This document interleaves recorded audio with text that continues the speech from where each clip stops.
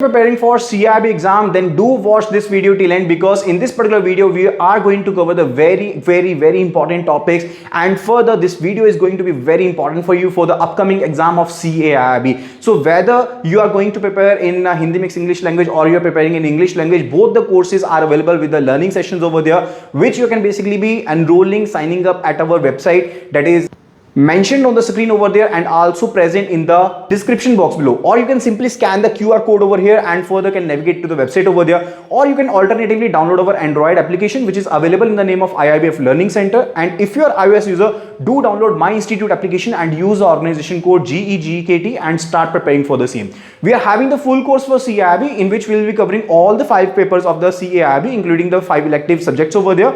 And further, those are available in Hindi mixed English language. The electives are available only in bilingual language and not available in English language. But in English language, we are having the full-fledged 4 compulsory subjects, and we are covering the full course videos which are covered in chapter-wise manner. We are having the full course case study videos, and we are having the chapter-wise previous questions, mock test, mega mock test, each and everything is there. And also we are going to provide you with the complimentary access to the ePDF notes, so as that you can escalate your revision throughout the time when you will be preparing for the CIB over there. So do enroll right now and start preparing for the same, and don't forget to watch this video till end. And further, if you like this video, do like this video and share this video among your friends and colleagues who have been preparing for CAIB. तो यहां पर letter of credit का जो topic है उसके बारे में हम बात करने वाले हैं, राइट।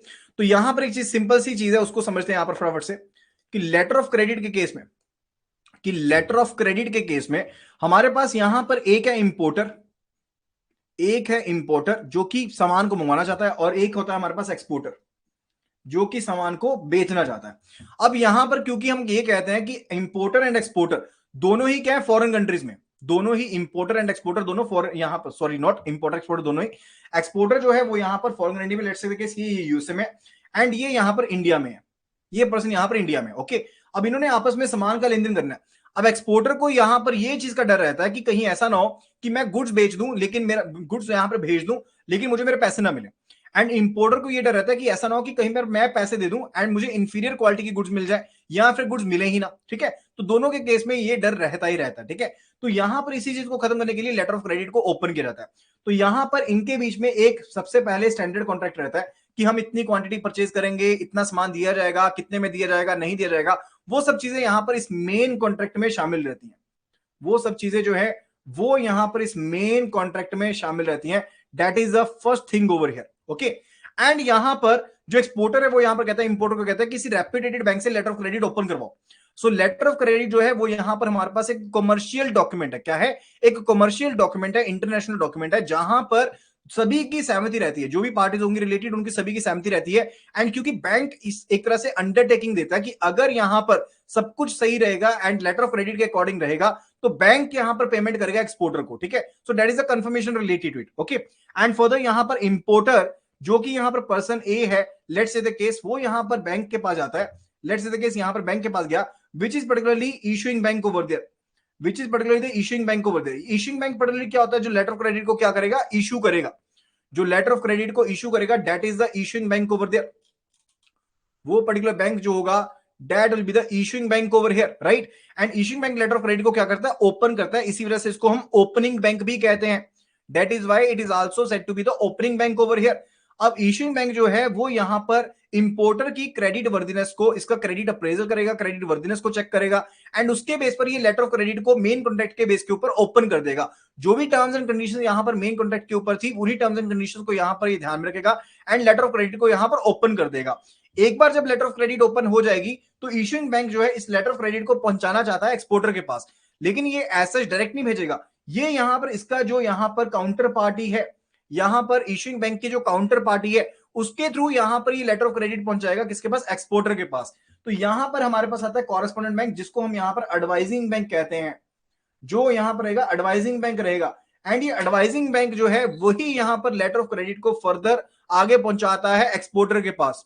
जो यहां पर एडवाइजिंग बैंक है वो यहां पर लेटर ऑफ क्रेडिट को एडवाइज करेगा किसको? एक्सपोर्टर के पास यहां पर एडवाइज करेगा।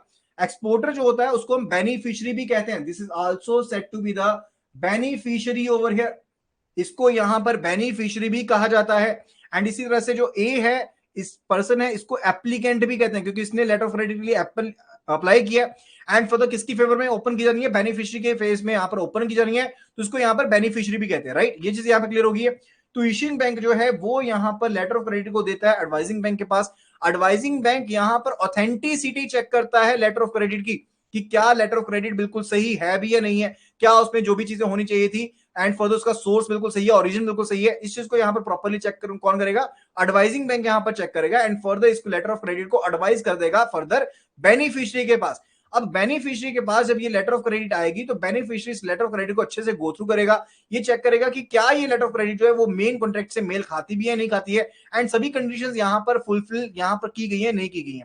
सभी चीजों को गो थ्रू करने के बाद जो बेनिफिशियरी है वो यहाँ पर शिपमेंट कर देगा गुड्स की, यहां पर गुड्स की शिपमेंट कर देगा, यानी कि गुड्स को भेज देगा, गुड्स को भेज देगा। अब इसके पास यहां पर बिल ऑफ लेडिंग, जो कि हमारे पास एक नेगोशिएबल इंस्ट्रूमेंट होता है, ठीक है, नेगोशिएबल एक डॉक्यूमेंट है, अगर वो नेगोशिएबल है, ये बिल ऑफ लेडिंग यहां पर हमारे पास आ जाएगा, यानी कि नेगोशिएबल डॉक्यूमेंट आ जाएगा, साथ में इसमें इनवॉइस होगी या और डॉक्यूमेंट्स होंगे, इंश्योरेंस होगी, वो सभी डॉक्यूमेंट्स अब किसके पास अवेलेबल है, बेनिफिशियरी के पास अवेलेबल है। अब बेनिफिशियरी जो है वो यहां पर पर्टिकुलरली इस लेटर ऑफ इस बिल को पर्टिकुलरली क्या करेगा, यहां पर बिल को ड्रॉ करेगा बैंक के ऊपर। अब यहां पर मेन केस चेंज होता है, मेन केस चेंज होता है। देखिए बिल ऑफ क्रेडिट की वर्किंग मैंने आपको ऑलरेडी बताई थी। बिल ऑफ क्रेडिट के केस में करता है, जैसे पर्सन ए ने अगर पैसे लेने पर्सन बी से, तो person A bill of exchange को ड्रॉ करेगा एंड पर्सन बी उसे एक्सेप्ट करेगा, ठीक है, एंड ये पर्टिकुलर बिल वापस से ए के पास आ जाएगा, ठीक है। So that is the case. And later of credit के केस में मेजरली अगर हम देखें तो दो तरह की लेटर ऑफ क्रेडिट होती है।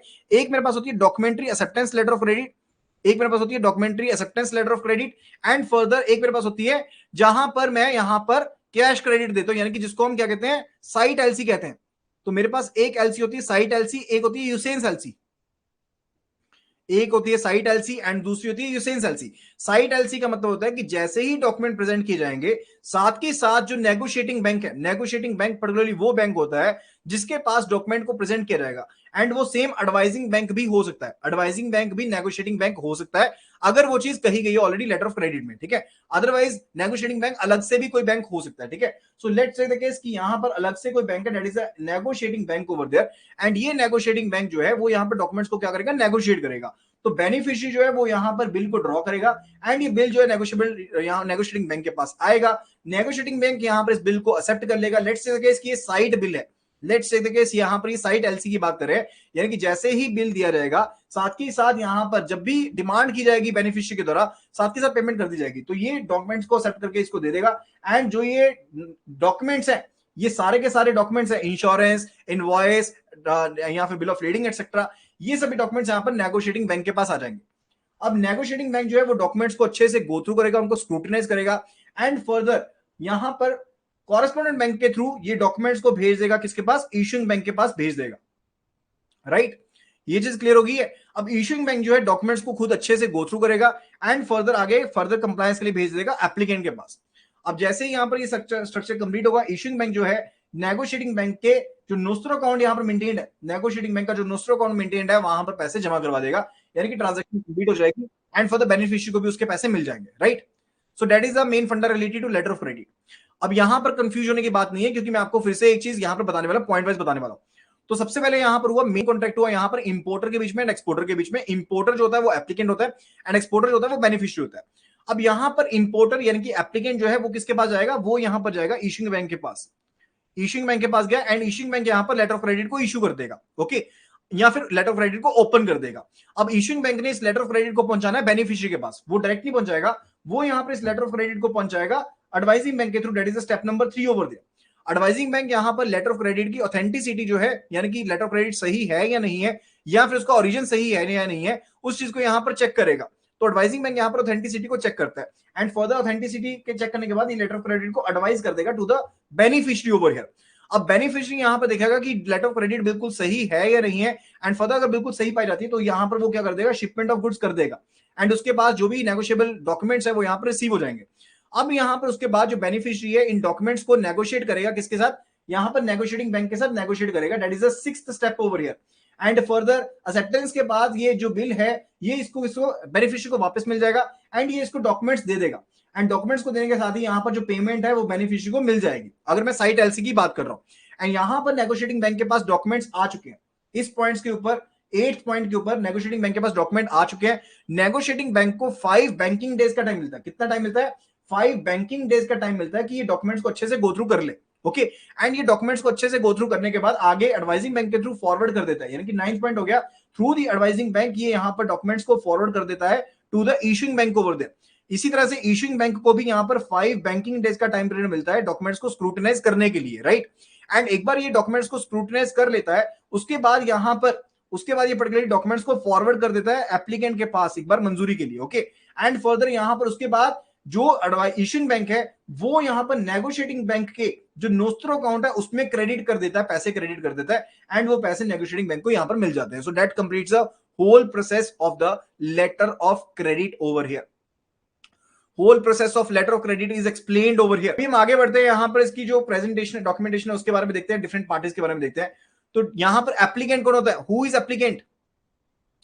Who is applicant? Who will open the letter of credit over there. जो लेटर ऑफ क्रेडिट को ओपन करेगा that will be the applicant over there. वो एप्लीकेंट होता है। बेनिफिशियरी कौन होता है? जिसको लेटर ऑफ क्रेडिट देनी है वो बेनिफिशियरी है। ओपनिंग बैंक होता है जो यहां पर लेटर ऑफ क्रेडिट को ओपन करेगा, जो कि बायर्स बैंक है, यानी कि इंपोर्टर का जो बैंक है वो ओपनिंग बैंक है, जिसको हम इशूइंग बैंक भी कहते हैं। एडवाइजिंग बैंक जो लेटर ऑफ क्रेडिट को एडवाइज कर रहे हैं टू द बेनिफिशियरी, वो यहां पर क्या है? वो यहां पर एडवाइजिंग बैंक रहेगा। That will be the advising bank over there. And for the confirming bank कौन रहेगा? देखिए कंफर्मिंग बैंक का रोल समझते हैं। कंफर्मिंग बैंक का रोल क्या रहेगा? अब बेसिक सा पर्पस समझिएगा। इशूइंग बैंक का रोल क्या? इशूइंग बैंक का रोल सिंपल सा है कि अगर यहां पर कंप्लाइंग प्रेजेंटेशन की गई है, कंप्लाइंग प्रेजेंटेशन का मतलब है कि लेटर ऑफ क्रेडिट की यहां पर जो भी कंडीशंस थी उनके हिसाब से अगर यहां पर बेनिफिशियरी ने प्रेजेंटेशन करी है डॉक्यूमेंट की नेगोशिएटिंग बैंक के पास, तो उसको हम क्या कहते हैं? We say it to be what? We say it to be complying presentation. हम उसको कंप्लाइंग प्रेजेंटेशन कहते हैं। We say it to be the complying presentation over there. तो अगर कंप्लाइंग प्रेजेंटेशन की गई है यहां पर बेनिफिशियरी के द्वारा, तो इशूइंग बैंक को यहां पर पर्टिकुलरली पैसा ऑनर करना पड़ेगा। यानी कि अगर कंप्लाइंग प्रेजेंटेशन की गई है उसके केस में इशूइंग बैंक को यहां पर ऑनर करना पड़ेगा ट्रांजेक्शन को, एंड नेगोशिएटिंग बैंक को पे करना पड़ेगा। That is the case related to it. That is the case related to the complying presentation over there. अब यहां पर कई बार क्या होता है कि यहां पर ये जो बैंक है ना, इशूइंग बैंक है, ये इसकी रेपुटेशन ज्यादा अच्छी नहीं है। यानी कि हो सकता है कोई लोकल बैंक हो, उसके केस में बेनिफिशियरी कहता है कोई लोकल बैंक की भी मुझे यहां पर गारंटी चाहिए, कोई लोकल बैंक की भी गारंटी चाहिए। तो यहां पर एक और बैंक ऐड हो सकता है जिसको हम क्या कहते हैं? We say it to be confirming bank. We say it to be confirming bank. तो जो कंफर्मिंग बैंक होता है, जैसे ही लेटर ऑफ क्रेडिट यहां पर स्टेप नंबर 3 को समझिए। जैसे ही लेटर ऑफ क्रेडिट यहां पर एडवाइस करने के लिए इशूइंग बैंक ने भेजी, यहां पर एडवाइजिंग बैंक के पास भेजी, तो यहां पर अगर कंफर्मिंग बैंक के लिए भी कहा गया है तो उसके केस में एडवाइजिंग बैंक ऑथेंटिकेशन को चेक करने के बाद इस लेटर ऑफ क्रेडिट को भेज देगा किसके पास? कंफर्मिंग बैंक के पास भेज देगा। इसको मैं 3A नंबर देता हूं, 3A नंबर देता हूं। ओके, एंड कंफर्मिंग बैंक जो है वो अपनी खुद की कंफर्मेशन बीच में ऐड करेगा। कंफर्मेशन का मतलब है अपनी खुद की गारंटी बीच में ऐड करेगा, ठीक है। एंड फॉर द गारंटी बीच में ऐड करने के बाद वो लेटर ऑफ क्रेडिट को यहां पर दे देगा, किसको? एडवाइजिंग बैंक को दे देगा। That is 3B over there after confirmation. And उसके बाद फर्दर सेम स्टेप चलते रहेंगे। That is the thing related to confirming bank. Okay, and further इसी तरह से एक रीइंबर्सिंग बैंक भी होता है। रीइंबर्सिंग बैंक भी होता है। रीइंबर्सिंग बैंक यानी कि जहां पर इशूइंग बैंक खुद रीइंबर्समेंट नहीं करेगा, वो यहां पर बीच में कोई और बैंक को अलाउ कर देता है, किसी और बैंक को यहां पर जिम्मेदारी देता है कि जो रीइंबर्समेंट है ना वो भाई आप करोगे, मैं नहीं करूंगा, वो भाई आप करोगे, मैं नहीं करूंगा। तो वो क्या बन जाता है? वो रीइंबर्समेंट बैंक बन जाता है। ओके, एंड यहां पर मैं लिख सकता हूं 11A।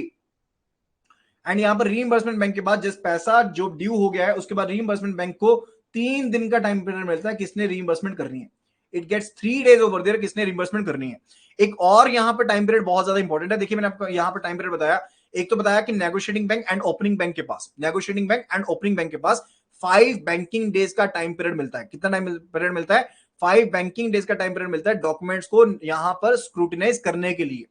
डॉक्यूमेंट्स को स्क्रूटिनाइज करने के लिए इशूइंग बैंक के पास एंड नेगोशिएटिंग बैंक के पास 5 बैंकिंग डेज का टाइम पीरियड मिलता है। एंड रीइंबर्समेंट बैंक के पास यहां पर जब ड्यू हो जाती है पेमेंट, उसके बाद 3 डेज का टाइम पीरियड मिलता है। 3 डेज का टाइम पीरियड मिलता है किसने यहां पर पेमेंट आगे रीइंबर्स करनी है। ओके, एंड फर्दर जो बेनिफिशियरी है, जो बेनिफिशियरी है इसके पास यहां पर प्रेजेंटेशन करने के लिए जब इसने डॉक्यूमेंट्स को प्रेजेंट करना है, किसके पास? नेगोशिएटिंग बैंक के पास डॉक्यूमेंट्स को प्रेजेंट करना है। इसके पास यहां पर 21 डेज का टाइम पीरियड मिलता है from the date of shipment. 21 days का टाइम पीरियड मिलता है from the date of shipment. 21 days का टाइम पीरियड मिलता है from the date of shipment. This could be on और before the date of expiry of the LC. तो हो सकता है कि एलसी की डेट भी बताई गई हो, तो हो सकता है कि एलसी की डेट भी बताएगी। लेट्स से द केस कि एलसी जो है वो एक्सपायर हो रही है 4 अप्रैल को, एलसी जो एक्सपायर हो रही है वो 4 अप्रैल को एक्सपायर हो रही है, एंड फर्दर 21 डेज जो है वो 15 अप्रैल को कवर हो रहे हैं। तो मैक्सिमम जो प्रेजेंटेशन होनी चाहिए वो 4 अप्रैल तक होनी चाहिए। उसके बाद अगर प्रेजेंटेशन की जाती है तो नेगोशिएटिंग बैंक यहां पर मना कर सकता है कि वो डॉक्यूमेंट्स को एक्सेप्ट नहीं करेगा। तो नेगोशिएटिंग बैंक जो है वो यहां पर मना कर सकता है कि वो डॉक्यूमेंट्स को एक्सेप्ट नहीं करेगा। इस चीज का यहां पर ध्यान रखेंगे, राइट। तो ये हो गया हमारे पास confirming bank and negotiating bank and reimbursement bank के अलावा। एंड फॉर द ऑपरेशंस की बात करें तो ऑपरेशंस मैंने आपको ऑलरेडी समझा दिए हैं, तो ऑपरेशंस में किसी भी तरह की दिक्कत यहां पर नहीं आएगी। अभी फटाफट से हम यहां पर टाइप्स ऑफ एलसी के बारे में बात करने वाले हैं। तो सबसे पहली जो टाइप है that is a revocable letter of credit. मैं यहां पर इसको रब कर देता हूं, मैं यहां पर पूरा का पूरा जो यहां पर बना रखा था तामझाम उसको रब कर देता हूं ताकि आपको ये टेक्स्ट जो है वो यहां पर विजिबल हो जाए। तो यूसीपीडीसी के बारे में हम बात करेंगे, यानी कि uniform customs and practices of documentary credit के बारे में बात करेंगे। तो यहां पर सबसे पहली जो चीज है that's related to the revocable LC. देखिए रिवोकेबल एलसी को खत्म कर दिया गया, रिवोकेबल एलसी नाम की कोई चीज है ही नहीं है। रिवोकेबल एलसी का मतलब है कि यहां पर कि बेनिफिशियरी को नोटिस दिए बिना जो लेटर ऑफ क्रेडिट है उसको अमेंड किया जा सकता है इशूइंग बैंक के द्वारा, या फिर उसको कैंसिल किया जा सकता है। लेटर ऑफ क्रेडिट को यहाँ पर रिवोकेबल एलसी को यूसीपीडीसी 600 जो रूल्स हैं उनमें यहां पर ऑलरेडी डिस्पेंस कर दिया गया, खत्म कर दिया गया। Then it is a case of irrevocable LC.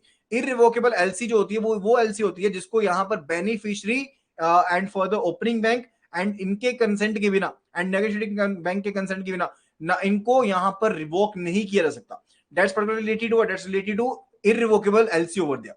And for that's related to irrevocable confirmed LC. confirmed LC का मतलब होता है जहां पर अलग से कोई बैंक अपनी कंफर्मेशन डाल रहा है उसको confirmed LC कहते हैं, उसको confirmed LC कहते हैं। एंड बाय डिफॉल्ट अगर LC में कुछ भी डिफाइंड नहीं है तो भी जो LC होगी वो कौन सी LC होगी? That will be the irrevocable LC over there. तो भी वो LC जो होगी वो irrevocable LC होगी, right. And for that's related transferable LC। Transferable LC क्या होती है? जैसे मान लीजिए यहां पर बेनिफिशियरी को यानी कि जो एक्सपोर्टर था उसके पास लेटर ऑफ क्रेडिट आई, ओके। अब बेनिफिशियरी ने यहां पर रॉ मटेरियल परचेज करना था तो उसने क्या किया, यहां पर ट्रांसफर एलसी अगर आई है तो ट्रांसफर एलसी के केस में यहां पर एलसी का कुछ part, let's say case LC का अमाउंट जो था वो 1 करोड़ का था, ओके। तो एलसी के पार्ट कर यानी कि एलसी के पार्ट में से यहां पर कुछ एक अमाउंट को, पार्शियल अमाउंट को या फुल अमाउंट को आगे ट्रांसफर कर सकता है, आगे ट्रांसफर कर सकता है। That is what, that is a transferable LC over there, उसको हम ट्रांसफरेबल एलसी कहते हैं। And for that is the red clause LC, बहुत इंपॉर्टेंट एलसी है यहां पर। रेड क्लोज एलसी बहुत ज्यादा इंपॉर्टेंट एलसी है, फटाफट से यहां पर बताता हूं। यहां पर एप्लीकेंट है जिसने लेटर ऑफ क्रेडिट के लिए अप्लाई किया, यहां पर ओपनिंग बैंक है, लेटर ऑफ क्रेडिट इसके पास आ गई है, एंड फर्दर इसने लेटर ऑफ क्रेडिट को एडवाइज कर दिया यहां पर एडवाइजिंग बैंक के पास, एडवाइजिंग बैंक के पास लेटर ऑफ क्रेडिट को एडवाइज कर दिया हुआ है। अब यहां पर लेटर ऑफ क्रेडिट को एडवाइज करते हुए ओपनिंग बैंक ने ना रेड इंक के साथ, रेड इंक के साथ एक क्लोज लिखी है। क्या क्लोज लिखी है? कि ये यहां पर बेनिफिशियरी यानी कि एक्सपोर्टर को, ये यहां पर बेनिफिशियरी या एक्सपोर्टर को प्री शिपमेंट क्रेडिट दे सकता है। क्या दे सकता है? प्री शिपमेंट क्रेडिट दे सकता है। प्री शिपमेंट का मतलब होता है कि शिपमेंट जब तक नहीं होती उस टाइम पर जो पैसा यहां पर चाहिए एक्सपोर्टर को चाहिए उसको प्री शिपमेंट क्रेडिट कहते हैं, ठीक है। तो यहां पर ओपनिंग बैंक ने रेड इंक में यहां पर एक क्लोज लिखा है कि जो एडवाइजिंग बैंक है वो यहां पर बेनिफिशियरी को एक प्री शिपमेंट क्रेडिट दे सकता है जो कि अनसिक्योर्ड होगा, क्योंकि उस टाइम तक कोई भी चीज यहां पर अवेलेबल नहीं है, कोई भी सिक्योरिटी अवेलेबल नहीं है। तो अगर एडवाइजिंग बैंक ऐसा कोई डिसीजन लेता है कि वो क्रेडिट देना चाहता है बेनिफिशियरी को, ये कोई ऑब्लिगेशन नहीं होगी एडवाइजिंग बैंक के ऊपर कि उसको क्रेडिट देना ही देना, ठीक है। It's just a note, it's just a note, क्योंकि यहां पर अनसिक्योर्ड लोन देने की बात की गई है इसीलिए इसको रेड इंक में लिखा जाता है। That is why it is said to be the red clause LC over there, इसीलिए इसको रेड क्लोज एलसी कहा जाता है, इसीलिए इसको रेड क्लोज एलसी कहा जाता है, right. And further the second one it's related to, इसके बाद इसके साथ मिलती जुलती है green clause LC. Green clause LC, अब ग्रीन क्लोज एलसी के केस में क्या है, अब यहां पर भी लोन देने की बात की गई है। ए ने यानी कि एप्लीकेंट ने लेटर ऑफ क्रेडिट के लिए अप्लाई किया, ओपनिंग बैंक ने लेटर ऑफ क्रेडिट को एडवाइस किया, एंड यहां पर एडवाइजिंग बैंक है, and for the advising bank ने लेटर ऑफ क्रेडिट को एडवाइस करना है to the beneficiary over there.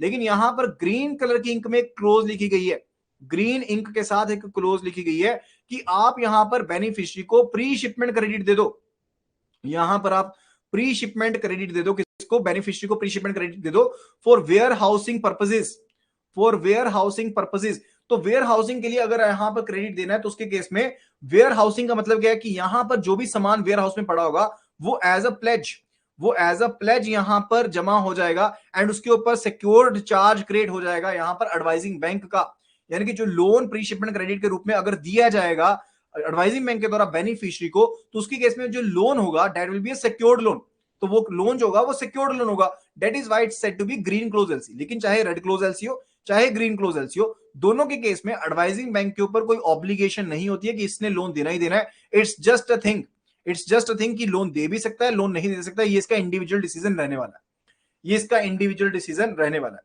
Red clause LC के केस में अनसिक्योर्ड लोन देने की बात की जाती है, प्रीशिपमेंट क्रेडिट देने की बात की जाती है टू द बेनिफिशियरी, यानी कि एडवाइजिंग बैंक को कहा जाता है कि अगर आप चाहते हो तो लोन दे दो, क्योंकि वो अनसिक्योर्ड लोन है तो इसलिए उसको रेड इंक के साथ लिखते हैं। Okay, that is why it is said to be the red clause LC. Okay, then further it's related to back LC. Back to back LC का मतलब होता है एक एलसी के बदले दूसरी एलसी ओपन कर देंगे। बैक टू बैक एलसी का मतलब होता है कि यहां पर दो इरिवोकेबल एलसी रहती हैं, यानी कि बेनिफिशियरी के पास यहां पर एलसी आई, बेनिफिशियरी के पास एलसी यहां पर आई, एंड फर्दर ये हो गया आपके पास इनवर्ड एलसी, ये हो गई आपके पास इनवर्ड एलसी, एंड बेनिफिशियरी अपने बैंक के पास इस एलसी को ले गया, एंड फर्दर इस एलसी की सिक्योरिटी के बेस पर, इस एलसी के सिक्योरिटी के बेस के ऊपर यहां पर एक आउटवर्ड एलसी यहां पर जमा कर दी, आउटवर्ड एलसी ओपन कर दी गई। हो सकता है कि यहां पर बेनिफिशियरी ने कहीं और से सामान लेना हो, तो यहां पर बेनिफिशियरी जो है एक एलसी किसी थर्ड पार्टी के नेम में जमा यहां पर ओपन होगी इनवर्ड एलसी की सिक्योरिटी के बेस के ऊपर, इनवर्ड एलसी की सिक्योरिटी के बेस के ऊपर। So that is a back to back LC. And for that is a standby LC. Standby LC जिसको हम एसबीएलसी भी कहते हैं या एसएलओसी भी कहते हैं, that is particularly standby letter of credit, standby letter of credit over there, जिसको हम एसबीएलसी भी कहते हैं, standby letter of credit over there.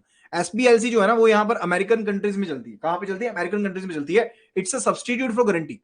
Basically वहां पर ना बैंक गारंटी अलाउड नहीं है, या जैसे यूएसए है वहां पर बैंक गारंटी अलाउड नहीं है, ठीक है। तो स्टैंड बाय एलसी तब तक काम नहीं करेगी जब तक इसको इन्वॉक नहीं रहता, जैसे गारंटी तब तक काम नहीं करती ना इसको इन्वॉक नहीं करते, उसी तरह से स्टैंड बाय एलसी जो होती है वो तब तक काम नहीं करती जब तक उसको इन्वॉल्व नहीं करते। तो वो पर्टिकुलरली पेमेंट को परफॉर्मेंस की गारंटी के लिए यहाँ पर एसबीएलसी का इस्तेमाल जो है वो किया जाता है। Then it is a revolving LC. कई बार क्या होता है, कई इंपोर्टर्स को एक्सपोर्टर को ना यहाँ पर एक लिमिट बना के दे दी जाती है, क्योंकि नहीं तो हर बार हर एक ट्रांजेक्शन के लिए बार बार ओपन होता है, ठीक है। जैसे मान लीजिए कि यहाँ पर एक इंपोर्टर है, इसके फिक्स्ड यहाँ पर एक्सपोर्टर्स हैं जो इसको सामान एक्सपोर्ट कर रहे हैं E1 E2, एंड हर बार इन्हीं के साथ ट्रांजेक्शन होती हैं। तो यहाँ पर एक रिवॉल्विंग एलसी बना दी, एक रिवॉल्विंग एलसी बना दी जिसका इस्तेमाल बार बार किया जा सकता है, जिसका इस्तेमाल जो है वो बार बार ट्रांजेक्शन के लिए किया जा सकता है, यानी कि बार बार लेटर ऑफ क्रेडिट को ओपन नहीं करना पड़ेगा। जैसे ही आप लेटर ऑफ क्रेडिट को ओपन करेंगे उसके बाद उसको बंद करवाते हैं, साथ के साथ उसकी लिमिट रिस्टोर हो जाएगी, यानी कि फिर से आप उसका इस्तेमाल कर सकते हैं। That is a revolving LC over there. तो अनीता जी ने यहाँ पर पॉइंट पूछा है कि transferable LC and back to back LC का मतलब क्या रहता है। देखिए ट्रांसफरेबल एलसी के केस में जब बेनिफिशियरी के पास ये एलसी पहुंचती है तो यहां पर बेनिफिशियरी के बैंक को ये अलाउड होता है कि बेनिफिशियरी का जो बैंक है वो उसी एलसी के बेस पर उसी एलसी का अमाउंट आगे भेज सकता है, उसी एलसी का अमाउंट आगे भेज सकता है। लेकिन बैक टू बैक एलसी के केस में जो बेनिफिशियरी का बैंक होता है उसी एलसी में अमाउंट नहीं भेजता, उसी एलसी में से अमाउंट नहीं भेजता, वो उस एलसी को एज अ सिक्योरिटी रखते हुए, वो इस एलसी को एज अ सिक्योरिटी रखते हुए नई एलसी को ओपन करता है, ठीक है। तो बैक टू बैक एलसी के केस में दो एलसीज रहती हैं, एक इनवर्ड एलसी एंड एक आउटवर्ड एलसी, जबकि ट्रांसफरेबल एलसी के केस में सिर्फ और सिर्फ एक ही एलसी रहती है, उसी का अमाउंट आगे ट्रांसफर किया जाता है। लेकिन जो अमाउंट ट्रांसफर किया जाएगा वो पार्शियली या फुली किया जा सकता है, एंड वो एक ही बार अमाउंट जो है वो आगे ट्रांसफर किया जा सकता है। आई होप कि आपको यहां पर ये पॉइंट क्लियर हो गए होंगे। ओके, तो जल्दी से यहां पर स्माइली आइकन बना दीजिए अगर आपके डाउट्स क्लियर होते हैं, तो मुझे भी अच्छा लगता है अगर आपके डाउट्स क्लियर होंगे। Then for that is restricted LC. Restricted LC के केस में नेगोशिएटिंग बैंक को रिस्ट्रिक्ट कर दिया जाता है कि यही बैंक नेगोशिएट करेगा, कि यही बैंक डॉक्यूमेंट्स को नेगोशिएट करेगा और कोई बैंक यहां पर डॉक्यूमेंट्स को नेगोशिएट नहीं करेगा। Then for that is acceptance LC. Acceptance LC यानी कि जिसको हम यूसेन्स एलसी भी कहते हैं, डॉक्यूमेंट एक्सेप्टेंस क्रेडिट कहते हैं या फिर यूसेन्स एलसी कहते हैं। यूसेन्स एलसी के केस में, यूसेन्स एलसी के केस में पर्टिकुलरली क्या रहता है, यूसेन्स एलसी के केस में आपके पास यहां पर यूसेन्स का मतलब रहता है कि आज की डेट में पैसा नहीं मिलेगा, आपको पैसा कुछ टाइम बाद मिलेगा। कई बार क्या होता है कि जो पैसा बेनिफिशियरी को मिलना होता है ना वो साथ के साथ नहीं देना होता, बेनिफिशियरी को पैसा साथ के साथ नहीं देना होता, वो लेट्स से देखिए इसके 3 महीने बाद मिलना है। उसके केस में जो बिल ड्रॉ किया ना that will be the usance bill, that will be the usance bill जो यहां पर ड्रॉ किया जाएगा। एंड नेगोशिएटिंग बैंक यहां पर 3 महीने के बाद जब वापस से यहां पर बेनिफिशियरी बिल यहां पर प्रेजेंट करेगा उसके बाद इसको पेमेंट करेगा। दूसरा की जो एलसी होती है उसको हम क्या कहते हैं, एक्सेप्टेंस एलसी कहते हैं, यानी कि सिर्फ और सिर्फ बिल्स की एक्सेप्टेंस के बेस पर बेनिफिशियरी ने डॉक्यूमेंट को नेगोशिएट कर लिया, and further that's related to what, that's related to the acceptance LC. Then further it's the deferred payment credit. Deferred payment credit क्या रहता है, कई बार ना आप यहां पर कैपिटल गुड्स मंगवाते हैं बाहर से, कई बार आप क्या कहते हैं बाहर से कैपिटल गुड मंगवाते हैं, एंड फर्दर उसके लिए पर्टिकुलरली क्या होता है कि आपको लंबे टाइम के लिए लोन चाहिए होता है, लंबे टाइम के लिए लोन चाहिए होता है, वहां पर भी पर्टिकुलर पेमेंट जो आपकी डेफर्ड है, यानी कि एकदम से पेमेंट नहीं आएगी, पेमेंट तो बाद में आएगी, लेकिन डेफर्ड पेमेंट क्रेडिट के केस में आपको बिल्स ड्रॉ करने की जरूरत नहीं पड़ती, यानी कि आपका खर्चा बच जाता है। तो यहां पर बिल ऑफ एक्सचेंज की आपकी जो कॉस्ट होती है, ये ड्यूटी कॉस्ट होती है, वो यहां पर आपके ऊपर नहीं पड़ती है, ठीक है। तो that is the main purpose of the deferred payment credit over there, otherwise कोई डिफरेंस नहीं है। That is a negotiation credit, जिसको नेगोशिएट किया जा सकता है, that's what negotiation credit over there. तो these were the different types of the letter of credit over there. I hope आपको यहां पर डिफरेंट टाइप्स ऑफ जो लेटर ऑफ क्रेडिट थी वो टाइप्स यहां पर क्लियर हो गई हैं। Okay, further let's move it's toward the appraisal of the LC limit. अब एलसी लिमिट की कैसे अप्रेजल करेंगे उसके बारे में देखते हैं। लेट्स से द केस कि हमारे पास एक फर्म है XYZ एंड इसने जो टोटल अमाउंट यहां पर पूरे साल में इसने बाहर से मंगवाना है, लेट्स से द केस वो है यहां पर 24 करोड़ का इसने बाहर से टोटल सामान मंगवाना है। ओके, एंड एक हमारे पास होती है लिमिट होती है, that is the economic order quantity, that is EOQ। क्या होती है? Economic order quantity. यानी कि ऐसा तो है नहीं है कि आपने अगली गली से सामान लेकर आना है, तो आप ऐसा तो नहीं है कि 10,000 का 20,000 का सामान मंगवा लोगे, ऐसा तो नहीं होगा। आप कम से कम इतनी क्वांटिटी का सामान मंगवाओगे तो आपको वो पढ़ते में पड़ेगा, तो आपको वो सेटिंग बैठेगी, अदरवाइज आपको सेटिंग नहीं बैठेगी। ओके, तो यहां पर उसे क्या कहते हैं? That is said to be economic order quantity, that is said to be the economic order quantity over there. तो यहां पर economic order quantity let's say the case यहां पर वो है 2 करोड़ की है, कि कम से कम 2 करोड़ का सामान मंगवाओगे तो आपको यहां पर वो चीज जो है वो सही बैठेगी, सही रेट पर पड़ेगी। ओके, एंड फर्दर इसके हिसाब से देखें अगर, तो नंबर ऑफ एलसीज कितनी ओपन होंगी, टोटल नंबर ऑफ एलसीज एक साल में कितनी ओपन होंगी, that will be equal to 24 crore, यानी कि टोटल जो कंजम्पशन है, एनुअल कंजम्पशन है, divided by the EOQ, divided by the EOQ, यानी कि टोटल जो है वो 12 एलसीज एक साल में ओपन करनी पड़ेंगी, 12 एलसी जो है वो एक साल में ओपन करनी पड़ेगी। ये चीज क्लियर होगी।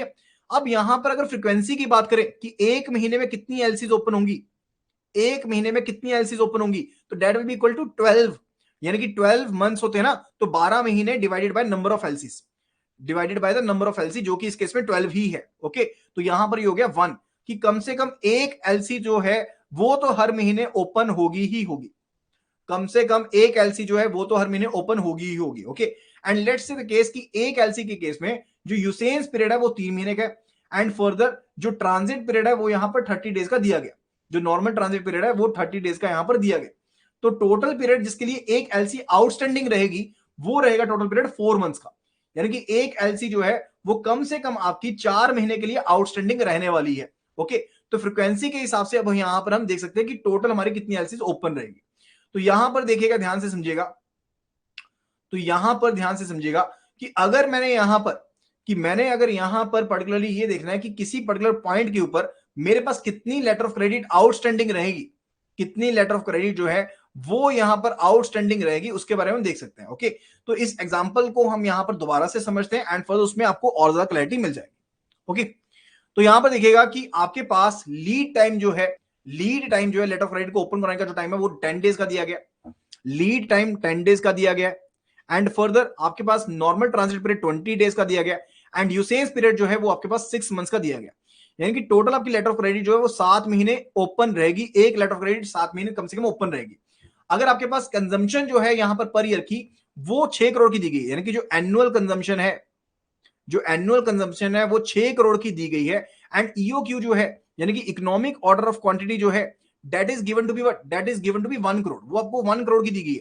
तो टोटल आपकी एलसीज कितनी होगी, ओपन होगी, नंबर ऑफ एलसीज कितनी ओपन होगी, number of letter of credit कितनी ओपन होगी, that will be 6 divided by 1, यानी कि 6 एलसीज जो है वो यहां पर ओपन होंगी, 6 एलसी जो है वो यहां पर ओपन होंगी। अगर मैं फ्रीक्वेंसी की बात करूं कि यहां पर कितने महीने के बाद एक एलसी ओपन होगी, that will be 12 months divided by 6, that is equal to हर 2 महीने के बाद, हर 2 महीने के बाद जो एलसी है वो यहां पर ओपन होगी, that is a frequency over here, that is a frequency over here. And further किसी भी पॉइंट के ऊपर अगर मैंने देखना है कि कितनी एलसीज ओपन रहेंगी, कितनी एलसीज ओपन रहेंगी, तो यहां पर पर्टिकुलरली हम क्या करेंगे, तो यहां पर जो भी मेरे पास यूसेज पीरियड आया था, यानी कि 7 मंथ्स का जो पीरियड था, that would B basically 7 months divided by number of frequency, यहां पर फ्रीक्वेंसी से डिवाइड कर देंगे। ठीक है, तो यहां पर कितना आ रहा है 3.5, इसको नेक्स्ट हायर पर ले जाएंगे, यानी कि किसी भी पॉइंट के ऊपर 4 एलसी जो है मिनिमम वो ओपन रहेंगी, किसी भी पॉइंट के ऊपर मिनिमम 4 एलसी जो है वो यहां पर ओपन रहेंगी। ठीक है, एक एलसी का अमाउंट जो है वो यहां पर हमने कितना निकाला, इकोनॉमिक ऑर्डर क्वांटिटी के हिसाब से 1 करोड़ की मिनिमम एलसी रहेगी, यानी कि टोटल लिमिट जो सैंक्शन की जानी चाहिए वो कितनी सैंक्शन की जानी चाहिए, 4 करोड़ की लिमिट जो है वो यहां पर सैंक्शन की जानी चाहिए। Okay, so that is the case related to it. I hope आपको समझ में आ गया होगा। तो मेन फंडा क्या रहता है कि हम ये चीज देखते हैं कि हमारी लेटर ऑफ क्रेडिट जो है वो मैक्सिमम कितने टाइम के लिए ओपन रहने वाली है, एक एलसी कितनी ओपन रहने वाली है, वो हमने यहां पर कैलकुलेट कर लिया। फर्दर उसके बाद हमने ये देखा कि एक साल में आपकी कंजम्पशन कितनी है डिवाइडेड बाय ईओक्यू, तो उससे मुझे ये पता लग जाएगा कितने नंबर ऑफ एलसी ओपन होंगी। एंड उसकी मैंने फ्रीक्वेंसी कैलकुलेट कर ली 12 divided by number of LCs over there, तो मेरे पास फ्रीक्वेंसी आ गई कि हर 2 महीने बाद एक एलसी कम से कम ओपन होगी। ओके, एंड फर्दर अब मैं टोटल मेरे पास जो पीरियड आ रहा था जितने टाइम के लिए लेटर ऑफ क्रेडिट ओपन थी डिवाइडेड बाय जो मेरे पास फ्रीक्वेंसी थी, उससे मैं यहां पर ये पता कर सकता हूं कि एक पर्टिकुलर टाइम के ऊपर कितनी एलसीज मैक्सिमम आउटस्टैंडिंग रहेगी। एंड उसको कैलकुलेट करने के बाद जितनी एक एलसी का अमाउंट था उससे मैंने उसको मल्टीप्लाई कर दिया, तो उतनी लिमिट यहां पर कम से कम सैंक्शन की जानी चाहिए। Okay, so that is the case related to this particular funda over here. I hope कि आपको यहां पर ये चीज क्लियर हो जाएगी। फर्दर इस रिलेटेड टू क्या क्या लाइबिलिटी रहती है, क्या क्या रिस्पॉन्सिबिलिटी रहती है, राइट क्या रहते हैं पार्टीज के, उसके बारे में फटाफट से यहां पर देख लेते हैं। एप्लीकेंट के केस में यहां पर क्या जिम्मेदारी रहती है? एप्लीकेंट के केस में यहां पर जिम्मेदारी रहती है कि उसकी जिम्मेदारी है उसने लेटर ऑफ क्रेडिट को इशू करवाना है, जो भी यहां पर डॉक्यूमेंटेशन उसको कंप्लीट करवाना है। एंड फर्दर एप्लीकेंट जो है वो इंडेमनीफाई करता है, किसको? बैंक को इंडेमनीफाई करेगा कि जो कोई भी ऑब्लिगेशन रहेगी वो बैंक की ऑब्लिगेशन नहीं रहेगी, वो यहाँ पर एप्लीकेंट की ऑब्लिगेशन रहेगी। एंड फर्दर जो भी ऑब्लिगेशन होगी वो यहाँ पर एप्लीकेंट के ऊपर ही रहने वाली है। एंड इश्यूइंग बैंक के ऊपर क्या जिम्मेदारी रहती है? इश्यूइंग बैंक ने सबसे पहले तो ये चीज चेक करनी थी कि क्या एप्लीकेंट की क्रेडिट वर्दिनेस सही है भी या नहीं है, उसको देखना होता है। एंड फर्दर वो अंडरटेकिंग लेता है कि अगर कंप्लाइंग प्रेजेंटेशन होगी, इश्यूइंग बैंक क्या कहता है कि अगर कंप्लाइंग प्रेजेंटेशन होगी उसके केस में इश्यूइंग बैंक जो है, अगर कंप्लाइंग प्रेजेंटेशन होगी उसके केस में इशूइंग बैंक जो है वो यहां पर पर्टिकुलरली क्या करेगा, वो यहां पर ऑनर करेगा ट्रांजैक्शन को। ठीक है, that is the main thing related to, यानी कि नेगोशिएटिंग बैंक को पेमेंट करनी है तो वो पेमेंट की जाएगी, अगर रीइंबर्समेंट बैंक को पेमेंट करनी तो रीइंबर्समेंट बैंक को पेमेंट की जाएगी। तो that is the funda related to. Okay, and further it's related to what? It's related to कि अगर यहां पर लेटर ऑफ क्रेडिट के बीच में कोई अमेंडमेंट्स की जाती हैं तो इश्यू बैंक की जिम्मेदारी रहेगी कि वो लेटर ऑफ क्रेडिट की अमेंडमेंट्स को आगे पहले बताया जाए, उसके बेस पर ही लेटर ऑफ क्रेडिट को आगे अप्रूव किया जाए। ओके, एंड फर्दर ये रिस्पॉन्सिबिलिटी भी इश्यूइंग बैंक की रहेगी कि उसने यहां पर डॉक्यूमेंट्स को अच्छे से एग्जीक्यूट करना है एंड रीजनेबल केयर के साथ डॉक्यूमेंट्स को यहां पर उसने स्क्रूटिनाइज करना है कि जो भी डॉक्यूमेंट्स में यहां पर हेरफेर होनी चाहिए थी वो बिल्कुल सही है कि नहीं है, कोई भी दिक्कत तो नहीं है। एंड फर्दर यहां पर इश्यूइंग बैंक के पास जब डॉक्यूमेंट्स आते हैं, हमने पढ़ा था ना कि एडवाइजिंग बैंक के थ्रू यहां पर इश्यूइंग बैंक के पास डॉक्यूमेंट्स आते हैं एंड इश्यूइंग बैंक के पास यहां पर 5 बैंकिंग डेज का टाइम पीरियड मिलता है यहां पर डॉक्यूमेंट्स को गो थ्रू करने के लिए। अब यहां पर उसमें दो चीजें हैं, यहां तो इश्यूइंग बैंक जो है इन डॉक्यूमेंट्स को एक्सेप्ट कर लेगा, अगर वो इन डॉक्यूमेंट्स को एक्सेप्ट नहीं करता तो उसके केस में वो यहां पर प्रेजेंटर को एक नोटिस देगा कि उसने डॉक्यूमेंट्स को रिफ्यूज करना है। ठीक है, तो वो भी चीज यहां पर अलाउ की गई है। And further it's related to waiver of discrepancy, अगर यहां पर इश्यूइंग बैंक डिसाइड करता है कि मान लीजिए कोई यहां पर दिक्कत भी थी लेकिन वो यहां पर डिस्क्रिपेंसी का वेवर लेने के लिए एप्लीकेंट के पास भेज देता है, ये यहां पर इश्यूइंग बैंक की अपनी खुद की जिम्मेदारी होगी। And further that would be related to, ये यहां पर इश्यूइंग बैंक की खुद की अपनी जजमेंट होगी। एंड जो भी डिस्क्रिपेंसीज हैं उसे यहां पर रिपोर्ट करना पड़ेगा, इश्यूइंग बैंक को उसे रिपोर्ट करना पड़ेगा to the negotiating bank over there and documents को यहां पर सही करवाना पड़ेगा। And further then it's related to advising bank. Advising bank के देखिए ऐसा जो जिम्मेदारी है that is related to checking the authenticity of the letter of credit, कि क्या जो लेटर ऑफ क्रेडिट है क्या वो ऑथेंटिक है भी या नहीं है, उस चीज के रिलेटेड जो जिम्मेदारी है वो किसकी है, वो यहां पर एडवाइजिंग बैंक की जिम्मेदारी है। तो एडवाइजिंग बैंक की जो मेजर जिम्मेदारी है वो किस चीज से रिलेटेड है, दैट्स एक्चुअली रिलेटेड टू कि यहां पर जो लेटर ऑफ क्रेडिट है उसकी ऑथेंटिसिटी क्या बन रही है, क्या लेटर ऑफ क्रेडिट जो है वो यहां पर सही है भी या नहीं है, उस चीज से रिलेटेड जो जिम्मेदारी है वो यहां पर किसकी है, वो यहां पर पर्टिकुलरली यहां पर एडवाइजिंग बैंक की रहने वाली है। इसके अलावा एडवाइजिंग बैंक जो है, इसके अलावा एडवाइजिंग बैंक जो है उसके ऊपर कोई ऑब्लिगेशन नहीं है, वो यहां पर ये चूज कर सकता है कि उसको लेटर ऑफ क्रेडिट को फर्दर आगे एडवाइस करना है कि नहीं करना है, ऐसा नहीं उसके ऊपर ऑब्लिगेशन होगी। एंड फर्दर अगर वो इस चीज को एक्सेप्ट कर लेता है कि वो लेटर ऑफ क्रेडिट को आगे एडवाइस करेगा, उस पर्टिकुलर केस के अंदर वो लेटर ऑफ क्रेडिट को आगे आगे एडवाइस करेगा, लेकिन लेटर ऑफ क्रेडिट को सिर्फ एडवाइस करने से उसके ऊपर कोई यहां पर ये नहीं बन जाता कि उसको पेमेंट भी करनी पड़ेगी, वो सिर्फ लेटर ऑफ क्रेडिट की ऑथेंटिसिटी को चेक करता है एंड आगे प्रेजेंट करता है। That is the case related to it. Further confirming bank अलग से अपनी अंडरटेकिंग देता है कि अगर कंप्लाइंग प्रेजेंटेशन होगी तो उसके केस में वो पेमेंट देगा, किसको? नेगोशिएटिंग बैंक को पेमेंट देगा या रीइंबर्समेंट बैंक को पेमेंट देगा, वो चीज की अंडरटेकिंग लेता है। एंड फर्दर अगर वो अपनी कंफर्मेशन के साथ अग्री नहीं करता, लेट्स से केस कि कंफर्मिंग बैंक का नाम ऐड किया गया लेकिन वो कंफर्मेशन नहीं देना चाहता, तो उसके केस में वो सिंपली इश्यूइंग बैंक को ये कह दे कि मैं कंफर्मेशन अपनी ऐड नहीं करना चाहता हूं। That is the thing related. तो यहां पर अलग चीज कोई कहने की जरूरत नहीं है। नेगोशिएटिंग बैंक जो होगा वो यहां पर डॉक्यूमेंट्स को नेगोशिएट करेगा, यानी कि वो यहां पर डॉक्यूमेंट्स को अच्छे से जांचेगा परखेगा, उसके लिए उसको स्क्रूटिनाइज करने के लिए 5 बैंकिंग डेज का टाइम मिलेगा एंड वो अपना डिसीजन लेगा कि वो डॉक्यूमेंट्स को नेगोशिएट करना चाहता है या नहीं करना चाहता। एंड डॉक्यूमेंट्स फेस पर दिखाएगा कि कैसे उसको दिख रहे हैं एंड उसके बेस पर वो नेगोशिएट करना चाहता तो करेगा, नहीं करना चाहता तो नहीं करेगा। एंड फर्दर जब वो डॉक्यूमेंट्स को नेगोशिएट कर देता है उसके केस में वो डॉक्यूमेंट्स को आगे भेज देगा एंड फर्दर उसने डॉक्यूमेंट्स को आगे भेज करके अप्रूव करवाना होता है एंड फर्दर अप्रूवल के बाद उसको पेमेंट आने वाली है। And further protection to banks, अब देखिए बैंक्स का सीधा सा फंडा है, एलसी के केस में, लेटर ऑफ क्रेडिट के केस में बैंक ही बैंक इन्वॉल्व है, लेकिन बैंक कहता है कि हमारी कोई भी रिस्पॉन्सिबिलिटी नहीं है। बैंक कहता है कि हमारी कोई भी रिस्पॉन्सिबिलिटी नहीं है, क्योंकि बैंक जो है वो किसके साथ डील करता है? That deals with the documents over there, that never deals with the goods over there. वो कभी भी गुड्स के साथ डील नहीं करता है बैंक। बैंक सिर्फ और सिर्फ हमेशा डॉक्यूमेंट्स के साथ डील करता है। एंड फर्दर उनका आपस में मेन कॉन्ट्रैक्ट क्या हुआ था? बैंक उसके रिलेटेड कोई भी चीज नहीं देखेगा। बैंक सिर्फ और सिर्फ ये देखेगा कि जो चीजें यहां पर लेटर ऑफ क्रेडिट में स्टेटेड है, क्या उनके हिसाब से वो प्रूफ हमारे पास जमा हुए हैं या नहीं हुए। बैंक को कोई लेना देना नहीं है कि एक्चुअल में प्रोडक्ट कैसा दिख रहा है कैसा नहीं दिख रहा है, बैंक को कोई लेना देना नहीं है। बैंक को सिर्फ और सिर्फ ये देखना है कि क्या जो प्रूफ हमारे पास जमा हुए हैं उसके हिसाब से ये चीज सही कही गई है या फिर नहीं कही गई है। तो बैंक अगर कोई भी लॉस होता है डिले की वजह से, ट्रांसमिशन के लॉस की वजह से, डॉक्यूमेंटेशन की वजह से, टेलीकम्युनिकेशन के लॉस की वजह से, उसके केस में बैंक की कोई भी जिम्मेदारी नहीं है। एंड फर्दर अगर डॉक्यूमेंट्स के केस में अगर ट्रांसलेशन में या इंटरप्रिटेशन में कोई दिक्कत रही है, उसमें भी बैंक की कोई भी जिम्मेदारी नहीं है। एंड फर्दर अगर यहां पर ट्रांजिशन में, यानी कि ट्रांजिट जब गुड्स की हो रही है, या कोई कमोशन हो रहा है, या सिविल राइट है, या न्यूक्लियर वॉर है, या किसी भी तरह का इशू है, या फिर यहां पर एक्ट ऑफ गॉड है, उसके केस में भी अगर किसी तरह का नुकसान होता है, वहां पर भी बैंक अपनी कोई जिम्मेदारी नहीं लेता है। एंड फर्दर अगर यहां पर कॉरेस्पोंडेंट जो बैंक जो है, जैसे एडवाइजिंग बैंक है या और कोई बैंक इन्वॉल्व है, चाहे नेगोशिएटिंग बैंक है, चाहे यहां पर कंफर्मिंग बैंक है, अगर वो अपनी जिम्मेदारी को नहीं निभाता है, उसके केस में भी बैंक अपनी कोई भी जो इश्यूइंग बैंक है वो अपनी कोई भी रिस्पॉन्सिबिलिटी नहीं लेता है। ओके। एंड जो भी डॉक्यूमेंट्स होते हैं वो एक बेसिक रिक्वायरमेंट है। डॉक्यूमेंट जो है वो यहाँ पर बेसिक रिक्वायरमेंट है, क्योंकि बैंक जो है डॉक्यूमेंट के साथ डील कर रहा है, that is not dealing with the goods over there. ठीक है। एंड फर्दर डॉक्यूमेंट्स का यहाँ पर बहुत ही इंपॉर्टेंट प्लेस है इंटरनेशनल ट्रेड में। डॉक्यूमेंट्स का यहां पर बहुत ही ज्यादा इंपॉर्टेंट प्लेस है यहां पर इंटरनेशनल ट्रेड के केस में। तो डॉक्यूमेंट्स का खास करके ध्यान रखना पड़ेगा कि डॉक्यूमेंट जो है उनका पर्टिकुलर प्लेस ऑफ एग्जीक्यूशन क्या है, एंड फर्दर कौन सी डेट को एग्जीक्यूट किया गया, इन चीजों का पर्टिकुलरली ध्यान बहुत ज्यादा रखना पड़ता है। एंड फर्दर डॉक्यूमेंट्स को अच्छे से गो थ्रू करना पड़ेगा कि डॉक्यूमेंट जो है वो यूसीपीडीसी के, यानी कि uniform customs and practices of document credit जो है, उसके जो रूल्स है, 600 रूल्स है, 600 वर्जन है उसका, उसके हिसाब से, उसके आर्टिकल्स के हिसाब से क्या सभी कंडीशंस जो है वो यहाँ पर सही बैठ रही हैं, क्या उन कंडीशंस को यहाँ पर प्रॉपर्ली मेंशन किया गया है या नहीं किया, उसके साथ कंसिस्टेंट आपकी लेटर ऑफ क्रेडिट है या नहीं है, उन सभी चीजों को यहाँ पर चेक करना पड़ेगा। ओके। अब डिफरेंट डॉक्यूमेंट्स के बारे में बात कर लेते हैं। First of all it's related to bill of exchange. Bill of exchange के केस में मेरे पास यहाँ पर मैंने आपको ऑलरेडी बताया कि एक पार्टी जैसे कि बेनिफिशियरी जो है, जो बेनिफिशियरी है वो यहां पर बिल को ड्रॉ करेगी नेगोशिएटिंग बैंक के ऊपर। लेट्स से द केस की ये यहां पर यूसेन्स एलसी का केस है, यूसेन्स एलसी का केस है जिसमें यहां पर 6 महीने का जो क्रेडिट पीरियड है वो यहां पर दिया जाता है। तो यहां पर ये बिल ड्रॉ किया गया एंड नेगोशिएटिंग बैंक इसको एक्सेप्ट कर लेगा, नेगोशिएटिंग बैंक इसको एक्सेप्ट कर लेगा। एंड ये जो बिल था, ये बिल ऑफ एक्सचेंज जो था वो यहां पर बेनिफिशियरी के पास आ गया। ओके। अब बेनिफिशियरी को यहां पर 6 महीने तक कोई भी पेमेंट नहीं मिलनी है, क्योंकि इसने नेगोशिएट कर लिया। तो बेनिफिशियरी जो है डॉक्यूमेंट्स को दे देगा, यहीं पर डॉक्यूमेंट्स को प्रोवाइड कर देगा नेगोशिएटिंग बैंक को। जैसे ही यहां पर 6 महीने का टाइम पीरियड कंप्लीट होगा, तो बेनिफिशियरी या फिर बेनिफिशियरी का बैंक इस पर्टिकुलर बिल को फिर से प्रेजेंट कर देगा नेगोशिएटिंग बैंक के पास, एंड नेगोशिएटिंग बैंक जो है वो यहां पर पेमेंट कर देगा किसको?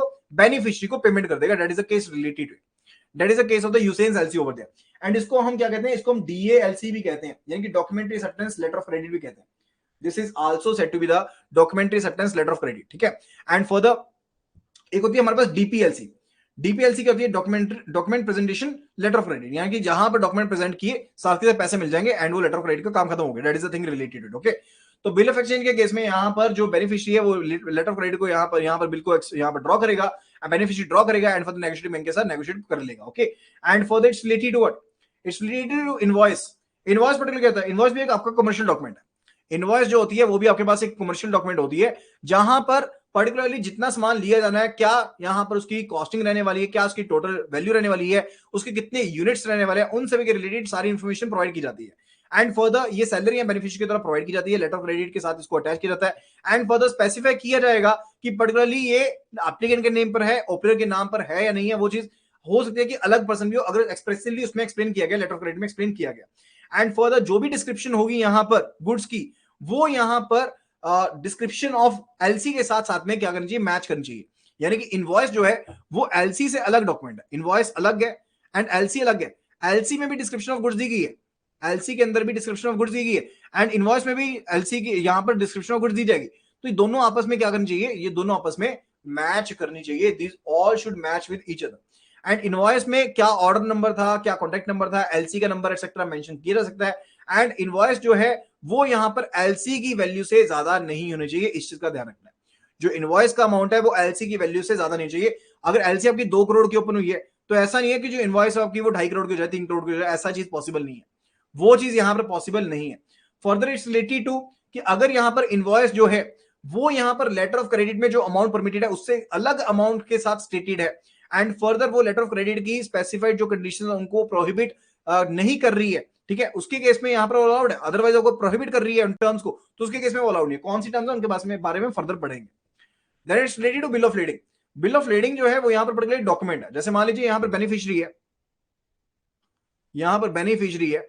अब इस बेनिफिशियरी ने क्या किया, इसके पास यहां पर डॉक्यूमेंट्स आ गए, इसके पास यहां पर क्या आ गया, लेटर ऑफ क्रेडिट आ गया एडवाइस होकर के, एंड इसने आगे लेटर ऑफ क्रेडिट के थ्रू क्या कर दिया, इसने सही पाया, इसने गुड्स को आगे शिप कर दिया। जब ये गुड्स को शिप करेगा तो यहां तो बेनिफिशियरी का एजेंट को ही आगे शिप करेगा या फिर पर्टिकुलर ये खुद शिप करेगा। अब शिप करने के लिए इसका यहां पर जो भी शिपिंग एजेंट होगा यानी कि लॉजिस्टिक कंपनी होगी उसके साथ इसका टाइप होगा, एंड उनके बीच में एक अग्रीमेंट साइन हुआ होगा कि हमने ये सामान आपकी शिप के ऊपर डाला है एंड इतनी क्वांटिटी है एंड इस डेस्टिनेशन के ऊपर गुड्स को पहुंचाना है। ओके, तो उसे हम कहते हैं that is a bill of leading. तो वो डॉक्यूमेंट क्या होता है, वो बिल ऑफ लीडिंग होता है अगर आप सीवे के थ्रू यानी कि समुद्र के रास्ते से भेज रहे हैं। Okay, and bill of lading जो होता है वो यहाँ पर दो सेट इशू किए जाते हैं, एक होता है नेगोशिएबल सेट, एक होता है non negotiable set. Non negotiable set को देने का आगे कोई फायदा नहीं है, वो सिर्फ कॉपी है, एंड नेगोशिएबल सेट होता है जो यहाँ पर पर्टिकुलरली आगे जिस पर्सन के पास जाएगा वो यहाँ पर पोर्ट से सामान को कैरी कर सकता है। Okay, and later of credit case में जितने भी नेगोशिएबल बिल ऑफ लीडिंग की कॉपीज होंगी उन सभी को आगे भेजना पड़ता है। That is the thing related. ऐसा नहीं है कि आप एक नेगोशिएबल कॉपी अपने पास रख ले अगर मल्टीपल नेगोशिएबल कॉपीज को यहां पर दिया गया। Okay, and further related to type of bill of lading के बारे में पढ़ लेते हैं। पहला होता है on board bill of lading. On board bill of lading का मतलब होता है कि जो गुड्स हैं उनको ऑन बोर्ड कर लिया गया, उनको ऑन बोर्ड कर लिया गया यानी कि गुड्स को शिप के ऊपर चढ़ा दिया। ऑन बोर्ड का मतलब होता है कि उनको शिप के ऊपर चढ़ा दिया गया। ओके, एंड इस तरह की जो नेगोशिएशन आपको होता है ये नेगोशिएशन के पर्पस से इसको सेफ माना जाता है। Then is a clean bill of lading. Clean bill of lading होता है कि जब सामान जो चढ़ाया गया वो सामान डिफेक्टिव था नहीं था उसके बारे में कोई लेना नहीं है, उसके बारे में कोई अलग से क्लोज यहां पर इस बिल ऑफ लीडिंग के ऊपर मेंशन नहीं की जाती है। तो ये बेस्ट रहता है नेगोशिएशन पर्पस के लिए। नेगोशिएशन पर्पस के लिए ये जो बिल ऑफ लीडिंग है वो बेस्ट रहता है। Then it is a claused bill of lading. Clause bill of lading particularly वो रहता है जहां पर अलग से क्लोज डाली जाती है जो एक्सप्रेसिवली ये डिक्लेयर करता है कि जो गुड्स थी वो यहां पर डिफेक्टिव कंडीशन में थी या फिर उनकी पैकेजिंग कैसी थी या नहीं थी, एंड जो शिप ओनर होता है यानी कि जो कैप्टन होगा शिप का वो अपनी लायबिलिटी को यहां पर क्या कर सकता है, वो कह सकता है कि हमारा कोई लेना देना नहीं है, ये यहां पर ऐसी ही चीज थी। इस तरह के इसलिए बिल ऑफ लीडिंग को सेफ नहीं माना जाता, इस तरह की बिल ऑफ लीडिंग को सेफ नहीं माना जाता। Then it is a long form bill of lading. Long form bill of lading के केस में जो भी टर्म्स एंड कंडीशंस थी बिल ऑफ लीडिंग के साथ वो यहां पर उसी पर्चे के साथ अलग से और आपने पेपर्स लगा दिया, इसको अटैच कर दिया, तो एक बड़ा सारा पेपर बन गया जिसको हम long form bill of leading कहते हैं। ओके, इसी तरह से हमारे पास होती है एक short form bill of leading. Short form bill of lading के केस में, short form bill of lading के केस में आप जो भी टर्म्स एंड कंडीशंस होती हैं उनको साथ में अटैच नहीं करते हैं, सिर्फ उनका रेफरेंस दे देते हैं साथ में। Okay, that is a short form bill of leading. फिर होती है through bill of leading. Through bill of leading होती है कि यानी कि ये पूरे के पूरे वॉयज को कवर करती है, यानी कि पूरा का पूरा रास्ता, जैसे पोर्ट के थ्रू सामान भेजा, पोर्ट के थ्रू पोर्ट के पास आएगा। जैसे मान लीजिए दिल्ली में सामान भेजना था तो यहाँ पर इंडिया में मुंबई में पोर्ट पर सामान आया, एंड मुंबई से वो यहाँ पर दिल्ली में सामान गया, एंड दिल्ली में यहाँ पर लोकल एड्रेस के ऊपर सामान गया। तो ये पूरा का पूरा जो रास्ता था, पूरा का पूरा जो वॉयज था वो यहाँ पर कवर हो रहा है। तो इसको क्या कहते हैं, this is a through bill of lading, this is a through bill of lading. Okay, then it is a chartered party bill of lading. Chartered party bill of lading क्या होता है, what is a chartered party, यानी कि मान लीजिए जब आपके पास मान लीजिए जो लॉजिस्टिक कंपनी है उसकी पूरी की पूरी शिप नहीं है, उसकी पूरी की पूरी शिप नहीं है, उसने यहां पर शिप के ऊपर एक स्पेस को हायर कर रखा है, उसने शिप के ऊपर एक स्पेस को हायर कर रखा है, तो इस लॉजिस्टिक कंपनी को हम क्या कहते हैं, चार्टेड पार्टी कहते हैं। This is said to be chartered party. And आपने जो अग्रीमेंट की है बिल ऑफ लीडिंग का वो चार्टेड पार्टी के साथ किया, वो अपने कैप्टन के साथ डायरेक्ट नहीं किया। ठीक है, so that is a chartered party bill of lading. Okay, then it is a straight bill of lading. Straight bill of lading जो होता है वो non negotiable bill of lading होता है। उसके केस में वो नेगोशिएट नहीं हो सकता, वो सिर्फ जिस पर्सन के नाम में दिया जाएगा यानी कि जो कंसाइनर होगा सिर्फ उसी को यहां पर वो गुड्स मिल सकती हैं और किसी पर्सन को बीच में गुड्स नहीं मिल सकती है। ओके, जो गुड्स हैं सिर्फ और सिर्फ कंसाइनी को मिल सकती हैं और किसी को भी गुड्स यहां पर नहीं मिल सकती हैं। Okay, then further it's related to insurance policy. Insurance policy बहुत ज्यादा जरूरी है क्योंकि जो सामान आप भेज रहे हैं, आप किसी भी तरह के ट्रांसपोर्टेशन के थ्रू भेज रहे हैं, तो उस सामान को यहां पर इंश्योर करवाना बहुत ही ज्यादा जरूरी रहेगा। ओके, एंड फर्दर ये जो इंश्योरेंस पॉलिसी रहेगी वो इंश्योरेंस पॉलिसी का जो पर्सन है, ठीक है, या फिर उनके एजेंट है, वो यहां पर साइन करेंगे, जो ब्रोकर है वो साइन नहीं करेगा, जो ब्रोकर है वो साइन नहीं करेगा। एंड जो date of issuance of insurance है दैट कैन बी ऑन और before the date of shipment, वो या पहले की हो सकती है। एंड फर्दर इवन अगर बाद में भी इंश्योरेंस इशू की गई है तो पर्टिकुलरली एंडोर्स होना चाहिए कि डेट, इफेक्टिव डेट उसकी पॉलिसी की कब से होने वाली है। Okay, that must be mentioned over there. And जो करेंसी रहेगी यहां पर इंश्योरेंस पॉलिसी को इश्यू करने की लेटर ऑफ क्रेडिट की जो करेंसी रहेगी वही करेंसी रहनी चाहिए, अनटिल और अनलेस ये स्पेसिफिकली एक्सप्रेसिवली यहां पर बताया गया कि कोई अलग करेंसी होगी लेटर ऑफ क्रेडिट में अगर कहा गया।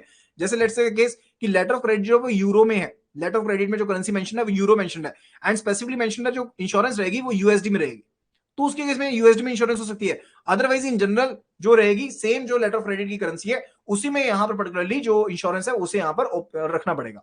एंड फर्दर अगर लेटर ऑफ क्रेडिट में अमाउंट स्पेसिफाइड नहीं है उसके केस में यहां पर सीआईएफ वैल्यू यानी कि कॉस्ट इंश्योरेंस फ्रेट वैल्यू का 110% की कम से कम इंश्योरेंस जो है वो यहां पर करवानी पड़ेगी। 110% इंश्योरेंस जो है वो यहां पर करवानी पड़ेगी। Is it clear?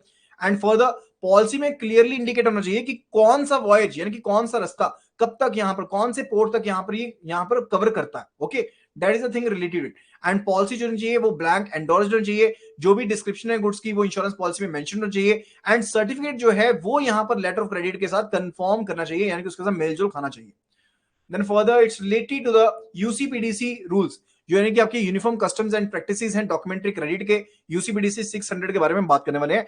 यूसीपीडीसी जो है that is particularly prepared by the international chamber of commerce के द्वारा यहां पर इंप्लीमेंट किए गए हैं, and these are implemented from the 1st of July 2007 over there. तो ये बेसिकली रूल्स हैं, डिफरेंट आर्टिकल्स हैं जिन रूल्स के हिसाब से यहां पर इंटरनेशनल यहां पर रस्ते में इंटरनेशनल पर्टिकुलर हम कह सकते हैं स्पेस में हम यहां पर डॉक्यूमेंट्स के साथ डील कर सकते हैं। ओके, तो यहां पर डिफरेंट आर्टिकल्स हैं जिनके साथ डील करने वाले हैं। सबसे पहले एप्लीकेशन ऑफ यूसीपी, यानी कि अगर तो एक्सप्रेसिवली ये मेंशन्ड है कि यूसीपीडीसी गाइडलाइंस एप्लीकेबल रहेंगी तभी यूसीपीडीसी गाइडलाइंस एप्लीकेबल रहेंगी, तभी वो सभी पार्टीज के ऊपर बाइंडिंग होगी, अदरवाइज वो बाइंडिंग नहीं होंगी। सेकंड आर्टिकल कहता है डेफिनेशन से रिलेटेड कि एडवाइजिंग बैंक कौन होगा, एप्लीकेंट कौन होगा, बैंकिंग डेट का क्या मतलब है, बेनिफिशियरी का मतलब क्या होता है, कंप्लाइंग प्रेजेंटेशन का क्या मतलब है। जैसे कंप्लाइंग प्रेजेंटेशन पर्टिकुलर क्या होता है, बेनिफिशियरी के पास यहां पर सामान भेजा, बेनिफिशियरी ने यहां पर देखा कि सब कुछ बिल्कुल सही है, एंड फॉर द बेनिफिशियरी ने गुड्स को शिप कर दिया। मैंने आपको बताया था कि बेनिफिशियरी को from the date of shipment 21 days के अंदर अंदर और before the expiry or on और before the expiry of the letter of credit इन डॉक्यूमेंट्स को प्रेजेंट करना पड़ता है। अगर तो वो प्रेजेंट करता है सभी टर्म्स एंड कंडीशन को स्पेसिफाई करते हुए यहां पर फुलफिल करते हुए, तो उसको क्या कहेंगे, we will say it is a complying presentation, otherwise it is not a complying presentation. Okay, so that's the thing related to the definitions over there. Then interpretation, आप डिफरेंट चीजों को किस तरह से मानेंगे। अब इररिवोकेबल एलसी को तो खत्म ही कर दिया गया, उसका तो कोई मतलब ही नहीं बनता है। एंड इसके अलावा अगर यहां पर ऑन और अबाउट यानी कि किसी पर्टिकुलर डेट को लेकर के ऑन और अबाउट लिखा गया है, तो उसका मतलब है कि अगर मान लीजिए लिख दिया इन्होंने कि ऑन और अबाउट 14 अप्रैल, ऑन और अबाउट 14 अप्रैल, उसका मतलब है कि इससे 5 दिन पहले, इससे 5 दिन पहले एंड इससे 5 दिन बाद का टाइम भी इसमें कवर रहेगा। यानी कि 5 दिन पहले यानी कि 9th of अप्रैल से लेकर के 19th of अप्रैल तक का टाइम विंडो हो सकता है जब तक ये लेटर ऑफ क्रेडिट ओपन रहेगी। यानी कि लेट्स से द केस कि लेट्स से द केस एक लेटर ऑफ क्रेडिट में कहा गया कि एक्सपायरी डेट ऑन और अबाउट 14 अप्रैल, यानी कि लेटर ऑफ क्रेडिट जो है वो 9th अप्रैल से करके 19th अप्रैल तक एक्सपायर हो सकती है, यानी कि एक विंडो मिल गई। Okay, so that's related to the interpretation. इसी तरह से अगर words to, until, till, from, between का इस्तेमाल किया गया तो पहले वाली डेट एंड बाद वाली डेट दोनों बीच में शामिल रहेंगे, दोनों बीच में शामिल रहेगी, दोनों बीच में इंक्लूसिव रहेगी। Okay, so that's the thing related. And first half का मतलब रहता है 1 to 15, सेकंड हाफ का मतलब रहता है from 16 to last day of the month over there. इसी तरह से अगर हम बात करते हैं beginning, middle and end of the month, तो बिगिनिंग का मतलब होता है फ्रॉम 1 to 10, एंड मिडिल का मतलब होता है from 11 to 20, and for the end का मतलब होता है from 21st to end day of the last day of the month over there. Okay, so that's actually related to the different interpretations. तो इनसे रिलेटेड क्वेश्चन भी पूछे जा सकते हैं कि ऑन और अबाउट के केस में कितने डेज का आपको प्लस माइनस अलाउड है, आपके पास फर्स्ट हाफ का या सेकंड हाफ का मतलब क्या है, आपके पास मिडल, बिगिनिंग या फिर एंड का मतलब क्या है। इनसे रिलेटेड क्वेश्चन भी पूछे जाते हैं। Then further it's related to credit versus contract, इसको छोड़ दीजिए। Then further it's related to document versus services, छोड़ दीजिए। जो इंपॉर्टेंट आर्टिकल्स है सिर्फ उन्हीं को हम कवर करने वाले हैं, and that would be related to it. And then it's related to the advising of credits and amendments, advising of credits and amendments over there. यानी कि अगर कोई भी अमेंडमेंट करनी है तो उसके केस में यहां पर लेटर ऑफ क्रेडिट के जो भी टर्म्स एंड कंडीशंस होंगी उनको पहले किसको भेजना पड़ेगा, बेनिफिशियरी से अप्रूवल लेना पड़ेगा, सेटिस्फाई खुद को करना पड़ेगा, उसके बाद ही हम पर्टिकुलरली क्या करेंगे, उसमें अमेंडमेंट कर सकते हैं। Then further it's related to the standards for examination of documents. Article 14 देखिएगा, आर्टिकल 14 देखिएगा, इंपॉर्टेंट है। मैंने आपको बताया था कि issuing bank and negotiating bank दोनों को यहां पर 5 बैंकिंग डेज का टाइम पीरियड मिलता है। कितना मिलता है, 5 बैंकिंग डेज का टाइम पीरियड मिलता है। एंड फर्दर इसी तरह से जो बेनिफिशियरी है उसको यहां पर 21 डेज का टाइम पीरियड मिलता है, 21 कैलेंडर डेज। कितने, 21 कैलेंडर डेज का टाइम पीरियड मिलता है कि उसने यहाँ पर 21 डेज या फिर before the expiry of the letter of credit उसने लेटर ऑफ क्रेडिट को यहाँ पर डॉक्यूमेंट्स को प्रेजेंट करना होता है. That is the time period related to the standard of the examination documents over there. Okay, that's actually related it. And for the complying presentation के बारे में ऑलरेडी आपको बता चुका हूं. Then further it's related to the discrepant document. जहां पर मान लीजिए डॉक्यूमेंट में कोई यहां पर प्रॉब्लम है, उसके केस में ओपनिंग बैंक रिफ्यूज भी कर सकता है या फिर अपनी सोल जजमेंट के बेस के ऊपर वेवर अगर लेना चाहता है एप्लीकेंट से तो वो वेवर भी ले सकता है. एंड जहां कहीं भी कंफर्मिंग बैंक या फिर कोई और बैंक इशूइंग बैंक जो है वो डिसाइड करते हैं कि उन्होंने यहाँ पर डॉक्यूमेंट्स को नेगोशिएट नहीं करना है, उसके केस में वो प्रेजेंटर को सिंगल नोटिस देंगे कि यहां पर वो डॉक्यूमेंट्स को एक्सेप्ट नहीं करने वाले हैं. Okay, and further it's further related to the particular हम यहां पर बात करने वाले हैं डिफरेंट डॉक्यूमेंट्स के बारे में. तो यहां पर जो हमारे पास इंश्योरेंस से रिलेटेड डॉक्यूमेंट है वो काफी ज्यादा इंपॉर्टेंट है. That is related to article 28 over there. तो मिनिमम इंश्योरेंस अमाउंट जो रहेगा that will be 110%. And insurance का जो यहां पर करेंसी रहेगी that must be the currency of the letter of credit until or unless it is specifically expressed in the letter of credit over there. Okay, and for the 110% of the CIF value. CIF का मतलब होता है cost insurance freight value over there या फिर carriage insurance paid to value जो होती है CIP value होती है, उनके हिसाब से यहाँ पर 110% की कम से कम आपको इंश्योरेंस करनी पड़ेगी. Okay, and further it's related to the extension of the expiry date of letter of presentation over there. यानी कि अगर जिस डेट को लेटर ऑफ क्रेडिट एक्सपायर हो रही थी, लेट्स से द केस उस दिन यहाँ पर हॉलीडे है, बैंक हॉलीडे है, उस दिन यहाँ पर बैंक हॉलीडे है, उसके केस में यहाँ पर नेक्स्ट वर्किंग डे जो होगा तब वो एक्सपायरी डे बन जाएगा. नेक्स्ट वर्किंग डे को यहाँ पर जो एक्सपायरी डे है वो यहाँ पर बन जाएगा. Then further very important article that's related to article 30 over there. That's related to tolerance in credit amount. जैसे कि मान लीजिए कि अगर यहाँ पर अमाउंट को लेकर के यहाँ पर कहा गया कि अबाउट और अप्रोक्सीमेशन वर्ड का यूज किया गया, उसके केस में +-10% का टॉलरेंस जो है वो अलाउड होना चाहिए. यानी कि अगर लेटर ऑफ क्रेडिट का अमाउंट कहा गया है +-40 लाख, यहां पर अप्रोक्सीमेट 40 लाख है, नॉट +-40 लाख. अगर ये कहा गया अप्रोक्सीमेट 40 लाख कहा गया, उसके केस में लेटर ऑफ क्रेडिट का जो इनवॉइस का अमाउंट हो सकता है वो +-10% के साथ हो सकता है. यानी कि उसकी विंडो जो है वो 36 लाख से होकर के 44 लाख तक हो सकती है. Okay, that is the case related. And अगर हम यहां पर नंबर की बात करें यानी कि क्वांटिटी की बात करें तो उसके केस में अगर अप्रोक्सीमेट वर्ड का इस्तेमाल किया गया है, उसके केस में अगर अप्रोक्सीमेट या फिर अबाउट वर्ड का इस्तेमाल किया गया है, उसके केस में यहां पर +-5% का टॉलरेंस रहेगा. यानी कि अगर 500 यूनिट्स भेजने थे एंड वहां पर लिखा है 500 यूनिट्स अप्रोक्सीमेटली, तो यहां पर 500 +-5% रहेगा. That will be equal to what, क्या रेंज बन जाएगी मेरे पास? रेंज मेरे पास क्या बन जाएगी? 25 माइनस कर देंगे, दैट इज 475 टू 525. ये मेरे पास यहां पर रेंज बन जाएगी कितने यूनिट्स यहां पर हो सकते हैं, उसके केस में उसको कंप्लाइंग प्रेजेंटेशन ही माना जाएगा. Then further it's related to partial drawing or shipment. Partial drawing or shipment, यहां पर सिंपल सी चीज समझ लीजिए. अगर यहां पर प्रेजेंटेशन की गई है, अगर यहां पर डॉक्यूमेंट प्रेजेंट किए गए हैं, लेट्स से देखिए यहां पर बेनिफिशियरी था, यहां पर बेनिफिशियरी है, एंड फर्दर यहां पर इसने जो यहां पर बिल ऑफ लीडिंग है ना, इसके पास दो डॉक्यूमेंट है. यानी कि एक इसने यहां पर शिपमेंट करवाई 11 तारीख को, एक शिपमेंट कराई इसने 20 तारीख को. एंड ये कि जो शिपमेंट हुई ना, जो शिपमेंट हुई यहां पर, ये सेम शिप के थ्रू ही सामान जाना है, सेम शिप के थ्रू ही सामान जा रहा है. यानी कि एक शिप ये तो ना एक ही दिन में चल पड़ेगी, ये डेली शिप तो ना चलती है, जैसे महीने बाद शिप चलनी है. ओके, तो यहाँ पर एक इसने 11 तारीख को शिपमेंट यहाँ पर बिल ऑफ लीडिंग का सामान लोड कर दिया, एक इसने 20 तारीख को लोड कर दिया, सामान लोड कर दिया. इसके लिए इसको B1 मिल गया, बिल ऑफ लीडिंग 1 मिल गया, बिल ऑफ लीडिंग 2 मिल गया. ओके, तो यहाँ पर इसको हम सिंगल शिपमेंट ही मानेंगे. We will be considering it to be single shipment over there, क्योंकि यहाँ पर जो कम्यूट है वो तो सेम है, यानी कि सेम रास्ते के थ्रू जा रहा है ना. कई बार क्या होता है, लेटर ऑफ क्रेडिट में स्पेसिफिकली लिखा रहता है कि पार्शियल शिपमेंट अलाउड नहीं है, लेकिन अगर वो सामान जो है सेम शिपमेंट के थ्रू ही जा रहा है तो वहां पर उसे हम यहां पर पार्शियल शिपमेंट नहीं मानेंगे, उसे यहां पर पार्शियल शिपमेंट जो है वो यहां पर नहीं माना जाएगा. Okay, then further it's related to the hours of presentation. अगर यहां पर प्रेजेंटेशन बेनिफिशियरी के द्वारा यहां पर बैंकिंग आवर्स में नहीं की जाती है, let's say the case beneficiary documents को प्रेजेंट करने के लिए पहुंच गया 7 बजे, एक्सपायरी भी उसी दिन है एंड 7 बजे पहुंच गया, तो ऐसा नहीं है कि बैंक की कोई भी लायबिलिटी रहेगी, बैंक की कोई भी लायबिलिटी नहीं रहेगी, बैंक की कोई भी लायबिलिटी नहीं रहेगी. Then it's related to disclaimer on effectiveness of document over there. Bank की कोई भी लायबिलिटी नहीं है अगर कोई डॉक्यूमेंट जो है एक्यूरेट नहीं है, जेन्युइन नहीं है, फाल्सिफिकेशन है या फिर लीगल इफेक्ट बनता है डॉक्यूमेंट का, बैंक की वहां पर कोई भी जिम्मेदारी नहीं है, चाहे वो weight, quantity, colour, condition, packaging, delivery को लेकर के हो, चाहे वो जो भी बैंक्स इन बिटवीन इन्वॉल्व है उनको लेकर के हो, चाहे वो किसी तरह की बीच में ट्रांसक्रिप्शन या फिर ट्रांसलेशन से रिलेटेड कोई चीज की दिक्कत आई है, उसके रिलेटेड कोई दिक्कत हो, बैंक की कोई भी लायबिलिटी नहीं बनेगी. That is effectiveness of documents related disclaimer है. ओके।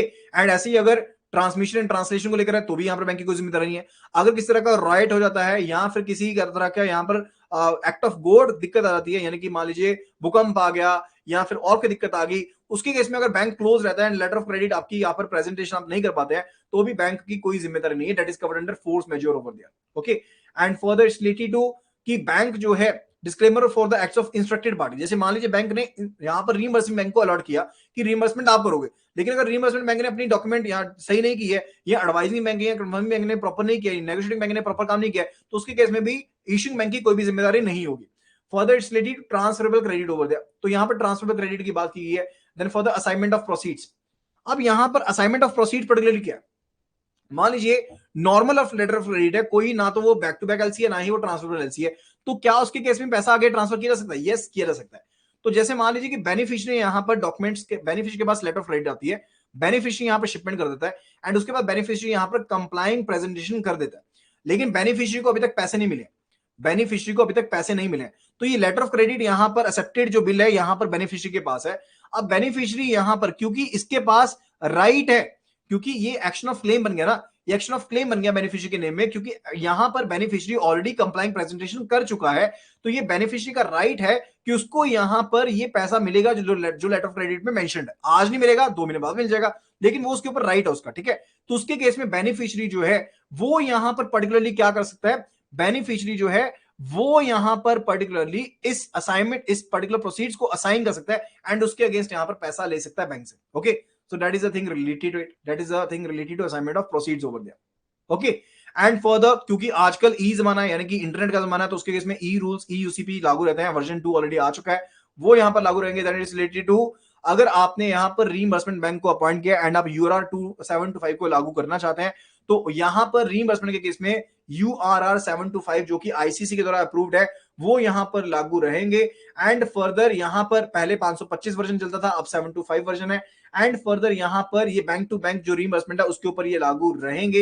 एंड फर्दर यहां पर रीइंबर्समेंट बैंक के पास 3 दिन का टाइम पीरियड रहता है, जब ये अमाउंट ड्यू होता है ना उसके बाद 3 बैंकिंग डेज का टाइम पीरियड रहता है रीइंबर्समेंट बैंक के पास रीइंबर्समेंट करने के लिए।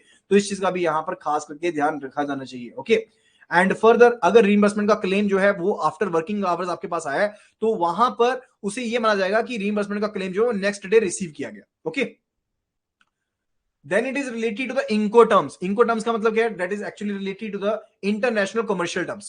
Incoterms का मतलब है international commercial terms over there. And हमारे पास यहाँ पर 11 Incoterms है, उनके बारे में बात कर लेते हैं। बेसिकली इंटरनेशनल लैंग्वेज में यहाँ पर फाइनेंशियल टर्म्स को स्पेसिफाई करने के लिए Incoterms का इस्तेमाल किया जाता है। तो 11 Incoterms है, उसके बारे में बात कर लेते हैं। सबसे पहली बात है एक्स वर्क। एक्स वर्क का मतलब है कि सेलर जो है ना यहाँ पर, यानी कि जो यहाँ पर बेनिफिशियरी है, जहां पर उसका सामान बन रहा है वो वहीं पर सामान को ड्रॉप कर देगा। आगे यहां पर आगे इंपोर्टर का खर्चा शुरू हो जाएगा, इंपोर्टर का बंदा आएगा वही यहां पर सामान को उठाएगा। That is ex works over there.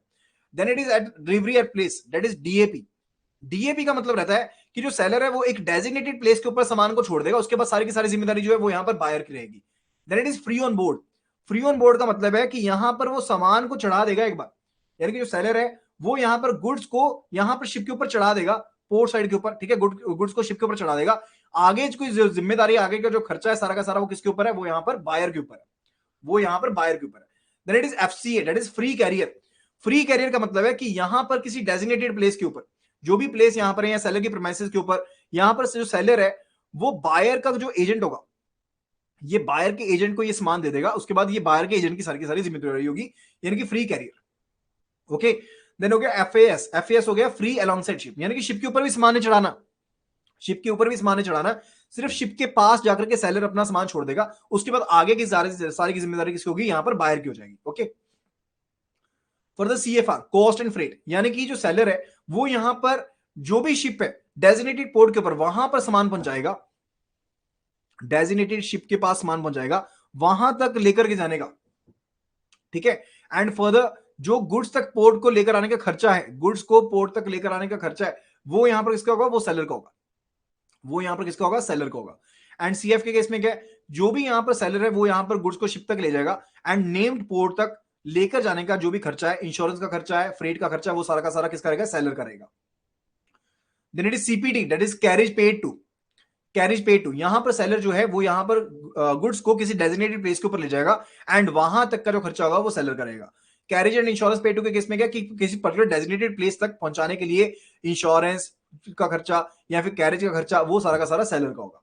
DP का मतलब डिलीवर्ड एट प्लेस अनलोडेड, यानी कि किसी पर्टिकुलर प्लेस के ऊपर, किसी पर्टिकुलर नेम्ड पोर्ट के ऊपर सामान को पहुंचाया जाएगा एंड वहां से वापस उतारने का खर्चा, यानी कि पोर्ट के ऊपर उतारने का खर्चा वो किसका रहेगा, वो भी यहां पर सेलर रहेगा। ये सिर्फ सिर्फ और सिर्फ एक ऐसा रूल है जिसके केस में जो सेलर है वो गुड्स को अनलोड करता है कंप्लीट अपनी डिलीवरी को करने के लिए। ओके, एंड फर्दर आगे जो यहां पर क्लियरेंस के लिए टैक्सेस पे करने हैं या और ड्यूटीज पे करनी है वो किसकी जिम्मेदारी रहेगी, वो बायर की जिम्मेदारी रहेगी।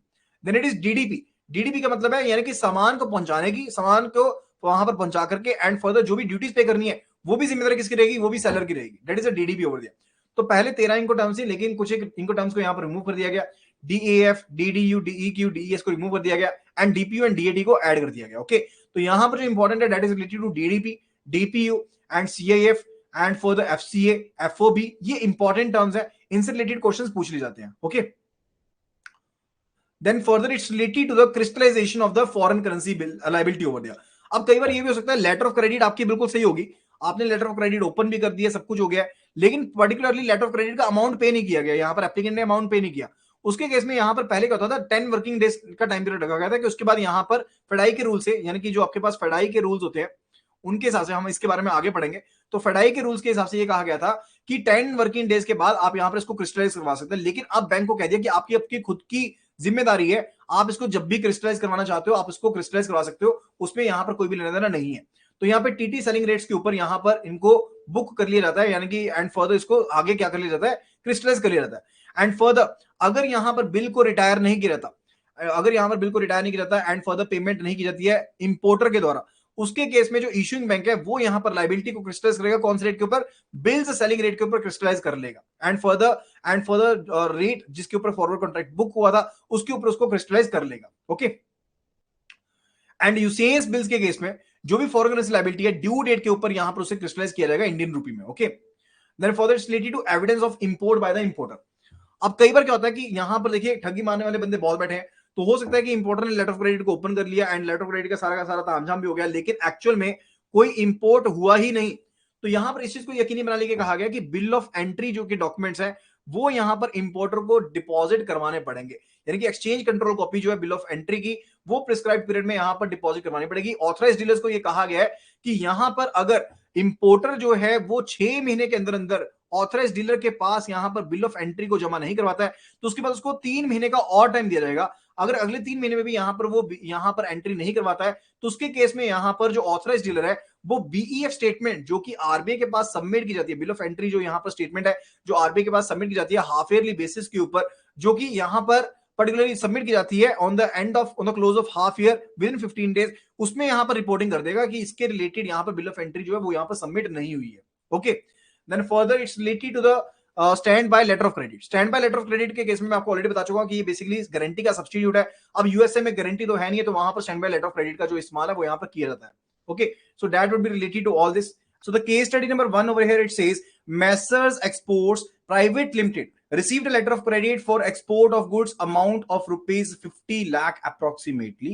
The company manufactured the goods and made the shipment. तो कंपनी ने यहां पर गुड्स को मैन्युफैक्चर किया एंड यहां पर शिपमेंट जो है वो यहां पर कर दी है and presented the documents for the negotiation, यानी कि जो मैसर्स एक्सपोर्ट्स प्राइवेट लिमिटेड है वो यहां पर पर्टिकुलरली एक बेनिफिशियरी है, उसको 50 लाख का यहां पर कोई ऑर्डर मिला, एक्सपोर्ट का ऑर्डर मिला लेटर ऑफ क्रेडिट के थ्रू, उन्होंने यहां पर मैन्युफैक्चरिंग की एंड यहां पर शिपमेंट कर दी है एंड फर्दर यहां पर उन्होंने नेगोशिएशन करते हुए नेगोशिएटिंग बैंक के ऊपर जो टोटल इनवॉइस जनरेट करी है वो यहां पर जनरेट करी है 52 लाख एंड फर्दर 52 लाख 35,600 की जो इनवॉइस है वो यहां पर जनरेट करी है।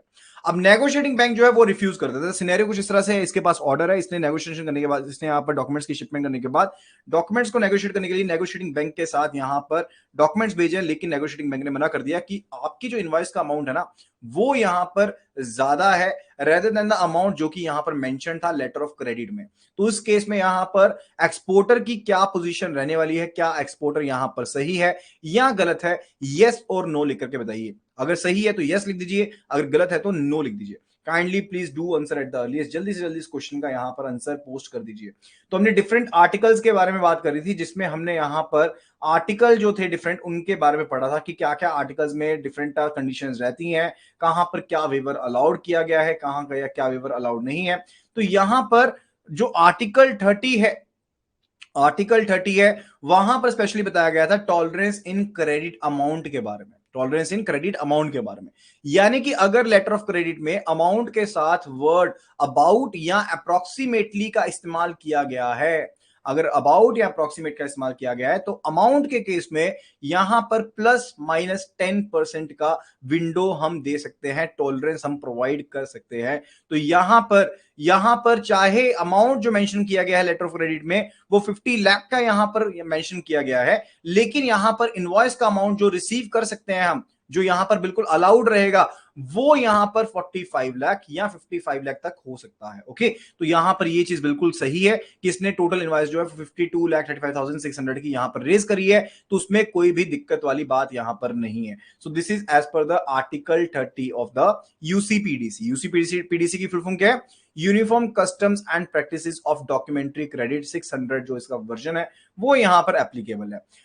Next one it says messrs exports private limited received letter of credit for export of certain goods. ठीक है, तो इनको यहां पर लेटर ऑफ क्रेडिट रिसीव हुई है, एक्सपोर्ट करने के लिए कुछ एक गुड्स इन्होंने बाहर भेजने हैं, लेटर ऑफ क्रेडिट को रिसीव हो गई है, and it does not state the quantity in terms. तो यहां पर जो क्वांटिटी है उसके बारे में ऐसा कुछ खास बताया नहीं गया है। And further the exporter manufactured the goods and presented the documents for negotiation which have been initiated by the negotiating bank over there. लेकिन जो ओपनिंग बैंक है उसने यहां पर डॉक्यूमेंट्स को ऑनर करने से मना कर दिया है। वो कहता है कि जो वेरिएशन है क्वांटिटी ऑफ गुड्स सप्लाइड की, वो 3% की यहां पर वेरिएशन है। तो नेगोशिएटर बैंक जो है वो डिमांड करता है कि जो पैसा है एक्सपोर्टर को कहता है वो पैसा वापस कर दो। ठीक है, तो यहां पर एक्सपोर्टर की क्या पोजीशन रहने वाली है? तो सिनेरियो कुछ इस तरह से है कि यहां पर एक्सपोर्टर है यानी कि बेनिफिशियरी है, नेगोशिएटिंग बैंक के पास डॉक्यूमेंट्स नेगोशिएट हो गए थे, उसको कोई भी दिक्कत वाली बात नहीं थी।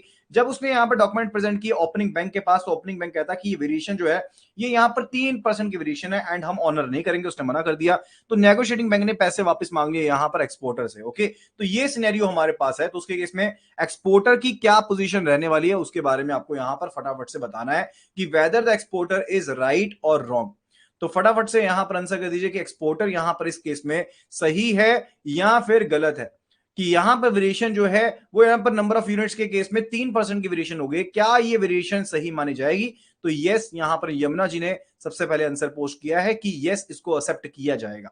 यस, इसको एक्सेप्ट यहां पर किया जाएगा। तो यहां पर जो वेरिएशन होती है नंबर ऑफ यूनिट्स के मामले में, वो एज पर द आर्टिकल 30 +-5% की जो वेरिएशन है वो अलाउड रहती है, अगर यहां पर एग्जैक्ट नंबर मेंशन नहीं है उस केस में भी। राइट, तो यहां पर जो वेरिएशन बिल्कुल सही है। तो एक्सपोर्टर को अपना स्टैंड लेना चाहिए एंड फर्दर नेगोशिएटिंग बैंक को आगे डॉक्यूमेंट्स को ऑनर करना पड़ेगा। Okay, for the next case study over here it says international bank New Delhi, international bank है न्यू दिल्ली में, received a letter of credit issued by a bank in USA in favour of messrs ABC private limited. तो यहां पर जो यहां पर bank है USA में बैंक है, इन्होंने यहां पर किसकी फेवर में? मेसर्स एबीसी प्राइवेट लिमिटेड की फेवर में एक लेटर ऑफ क्रेडिट इशू करी है, जो कि न्यू दिल्ली में जो यहां पर बैंक है, इंटरनेशनल बैंक है, उनको यहां पर एक लेटर ऑफ क्रेडिट जो है वो यहां पर रिसीव हो गई है। एंड नेगोशिएशन जो है उसे रिस्ट्रिक्ट किया गया इंटरनेशनल बैंक के ऊपर। जो नेगोशिएशन करेगा वो इंटरनेशनल बैंक ही यहां पर नेगोशिएट करेगा, उसकी रिस्ट्रिक्शन यहां पर डाल दी है। On the date of receipt of letter of credit, जिस दिन यहां पर जिस डेट को यहां पर लेटर ऑफ क्रेडिट जो है यहां पर रिसिप्ट हुई, राइट्स हो गए लोकेलिटी में, एंड ब्रांच जो उस लोकेलिटी में थी इंटरनेशनल बैंक की वो हो गई close. As a result of this LC could not be advise to the bank to the exporter immediately. तो यहां पर एलसी जो थी वो बैंक ने आगे एडवाइज नहीं करी एक्सपोर्टर को इमीडिएटली। एंड जब सिचुएशन यहां पर नॉर्मल हो गई तो exporter advise a letter of credit to the bank over there. तो यहां पर जो एक्सपोर्टर बैंक था उसने यहां पर लेटर ऑफ क्रेडिट एडवाइस कर दिए बैंक को, but by the time of expiry date negotiation of the document had expired. जब तक नेगोशिएशन की जानी थी तब तक जो डॉक्यूमेंट्स थे वो यहां पर एक्सपायर हो चुके थे। ओके, तो एक्सपायर ने यहां पर इंसिस्ट किया कि देखिए नेगोशिएशन आप कीजिएगा, इंटरनेशनल बैंक को बोला, क्योंकि इंटरनेशनल बैंक के ऊपर रिस्ट्रिक्ट किया गया था कि सिर्फ इंटरनेशनल बैंक ही यहां पर नेगोशिएट कर सकता है। तो यहां पर एक्सपोर्टर ने इंसिस्ट किया कि भाई देखो, तब लोकेलिटी में राइट से हम भी कुछ नहीं कर सकते थे, kindly please do negotiate the documents, चाहे एक्सपायरी डेट निकल चुकी है, वो टाइम भी तो मेरा बेकार गया ना बीच में, ठीक है। So what is the position of international bank? तो यहां पर इंटरनेशनल बैंक या एक्सपोर्टर में से कौन सा पर्सन सही है एंड फर्दर क्यों सही है, फटाफट से यहां पर इसका आंसर पोस्ट कर दीजिए। Kindly please do post the answer over here eight the earliest. मैंने आपको ऑलरेडी बताया था डिफरेंट आर्टिकल्स के थ्रू एंड क्या क्या यहां पर रिस्पॉन्सिबिलिटी ऑब्लिगेशंस रहती हैं बैंक की, इशूइंग बैंक की, ओपनिंग बैंक की, नेगोशिएटिंग बैंक की, उसके बारे में भी आपको गाइड किया। तो काइंडली प्लीज फटाफट से यहां पर आंसर कर दीजिए, what would be the answer over here. तो यहां पर क्या जो इंटरनेशनल बैंक है वो सही है, यानी कि नेगोशिएटिंग बैंक सही है, या फिर एक्सपोर्टर सही है, कौन सा पर्सन यहां पर सही है? तो यहां पर बैंक जो होगा, संगू महेश जी ने आंसर किया कि बैंक जो होगा वो यहां पर रिस्पॉन्सिबल नहीं होगा। तो यहां पर महेश जी ने आंसर किया कि बैंक जो होगा वो रिस्पॉन्सिबल नहीं होगा। तो बिल्कुल जो है सही है कि बैंक रिस्पॉन्सिबल नहीं होगा। क्यों नहीं होगा? क्योंकि as per the article 36, as per the article 36 जो कि कहता है फोर्स मेजोर, यानी कि कोई भी एक्ट ऑफ गॉड है जो कि बैंक के आपके काम काज से परे, बैंक की यहां पर दायरे में नहीं आती चीजें, अगर उसकी वजह से कोई यहां पर काम काज उठता है तो बैंक जिम्मेदार नहीं होगा। तो बैंक जिम्मेदार नहीं होगा, तो bank would not be liable in that particular scenario over here. तो यहां पर जो आंसर रहेगा वो किसकी फेवर में रहेगा? वो इंटरनेशनल बैंक की फेवर में रहने वाला है, राइट।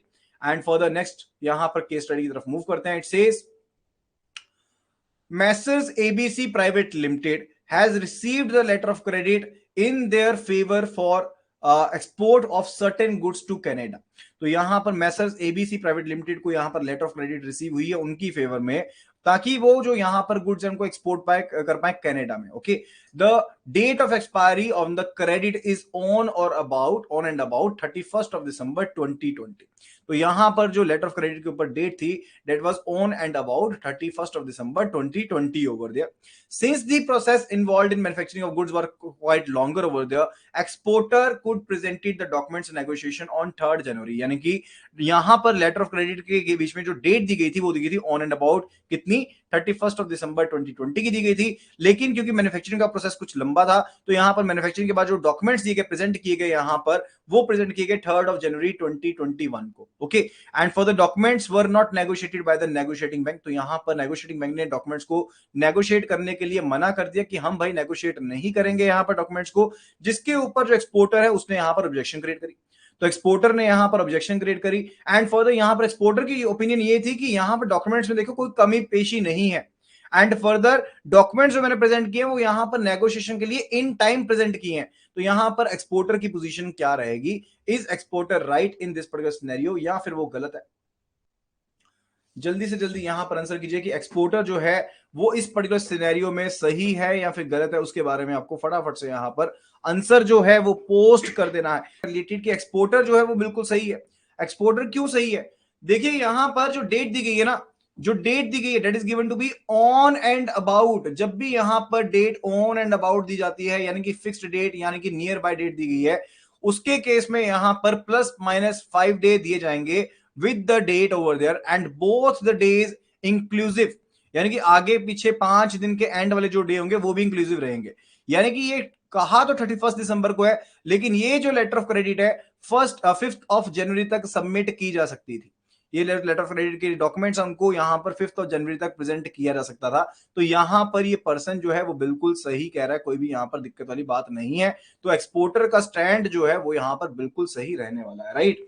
तो आंसर जो होगा उसी के फेवर में रहेगा। And after that it's related to the next question.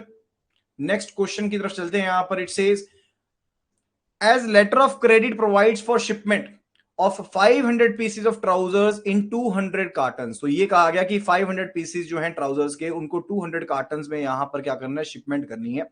It also provides that the partial shipment is not allowed. साथ के साथ ये भी कहा गया है कि पार्शियल शिपमेंट जो है वो यहां पर अलाउड नहीं है, पार्शियल शिपमेंट अलाउड नहीं है।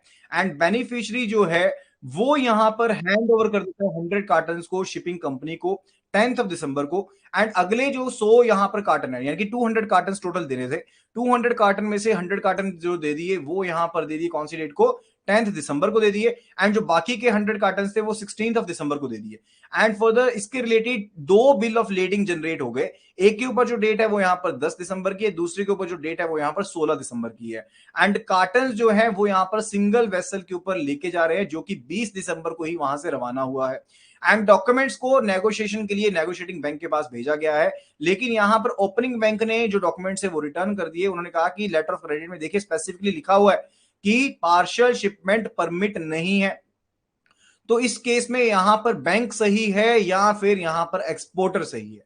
Kindly please do let me know at the earliest, जल्दी जल्दी बताइएगा क्या इस केस में एक्सपोर्टर सही है या फिर बैंक सही है?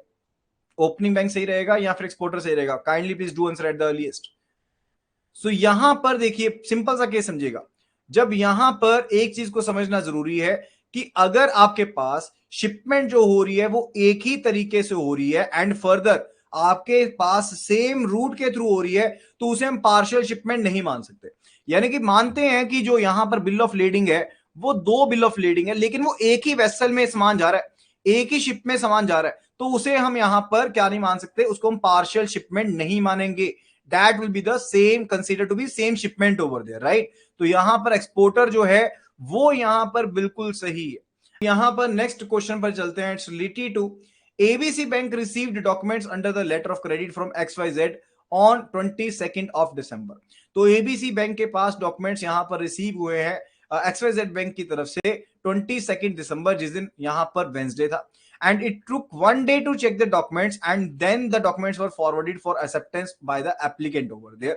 तो यहां पर डॉक्यूमेंट्स को एक दिन चेक करने के बाद डॉक्यूमेंट फर्दर आगे एक्सेप्टेंस के लिए एप्लीकेंट को फॉरवर्ड कर दिए गए हैं। And further on 29th of December applicant ने यहां पर पॉइंट आउट किया कि इंश्योरेंस पॉलिसी जो थी यहां पर उसकी करेंसी डिफरेंट है। यानी कि लेटर ऑफ क्रेडिट में इंश्योरेंस पॉलिसी की जो यहां पर करेंसी बताई गई है वो डिफरेंट है, एंड यहां पर लेटर ऑफ क्रेडिट के साथ जो कंपनी कर रही है लेटर ऑफ क्रेडिट के साथ इंश्योरेंस, उसकी करेंसी डिफरेंट है। अब 25 दिसंबर को बैंक हॉलीडे था ड्यू टू एक्समास, 26 दिसंबर को संडे था। ओपनिंग बैंक ने साथ ही साथ इमीडिएटली इन्फॉर्म कर दिया नेगोशिएटिंग बैंक, यानी कि किसको, XYZ बैंक को यहां पर इन्फॉर्म कर दिया कि ऐसे ऐसी डिस्क्रिपेंसी डाली गई है। जो नेगोशिएटिंग बैंक है वो यहां पर ओपनिंग बैंक को कहता है कि ऑब्जेक्शन जो है वो 5 दिन के अंदर अंदर करनी होती है, जिसकी वजह से अब वो यहां पर पेमेंट नहीं करे, जिसकी वजह से उसको यहां पर उसकी पेमेंट को ऑनर करना ही पड़ेगा। एंड यहां पर ओपनिंग बैंक की क्या पोजीशन रहने वाली है उसके बारे में फटाफट से आंसर पोस्ट कीजिएगा। Kindly please do post the answer at the earliest कि ओपनिंग बैंक की यहां पर क्या पोजीशन रहने वाली है। ओके, तो सिंपल सा सिनेरियो है कि यहां पर XYZ बैंक है जो कि नेगोशिएटिंग बैंक है। XYZ बैंक ने यहां पर एबीसी बैंक को डॉक्यूमेंट्स को फॉरवर्ड किया, जिस दिन फॉरवर्ड किया उस दिन वेंसडे था। एंड फर्दर उसके बाद 29th को फर्दर यहां पर एबीसी बैंक ने एक दिन डॉक्यूमेंट्स को चेक करने के बाद एप्लीकेंट को दे दिया एक्सेप्टेंस के लिए। यहां पर 29 दिसंबर को एप्लीकेंट यहां पर फाइंड आउट करता है कि जो लेटर ऑफ क्रेडिट में इंश्योरेंस है उसकी करेंसी डिफरेंट है, एंड फर्दर जो करेंसी यहां पर लेटर ऑफ क्रेडिट के साथ कंपनी कर रही है वो डिफरेंट है। तो उसके केस में यहां पर जो नेगोशिएटिंग बैंक है वो यहां पर क्या कहता है कि देखिए आपको 5 दिन के अंदर करना होता है, वो टाइम निकल गया हो तो आपको मुझे मेरे पैसे देने पड़ेंगे।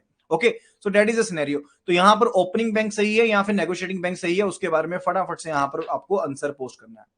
Kindly please do post the answer at the earliest. तो यहां पर ओपनिंग बैंक जो है वो यहां पर बिल्कुल सही है। क्यों?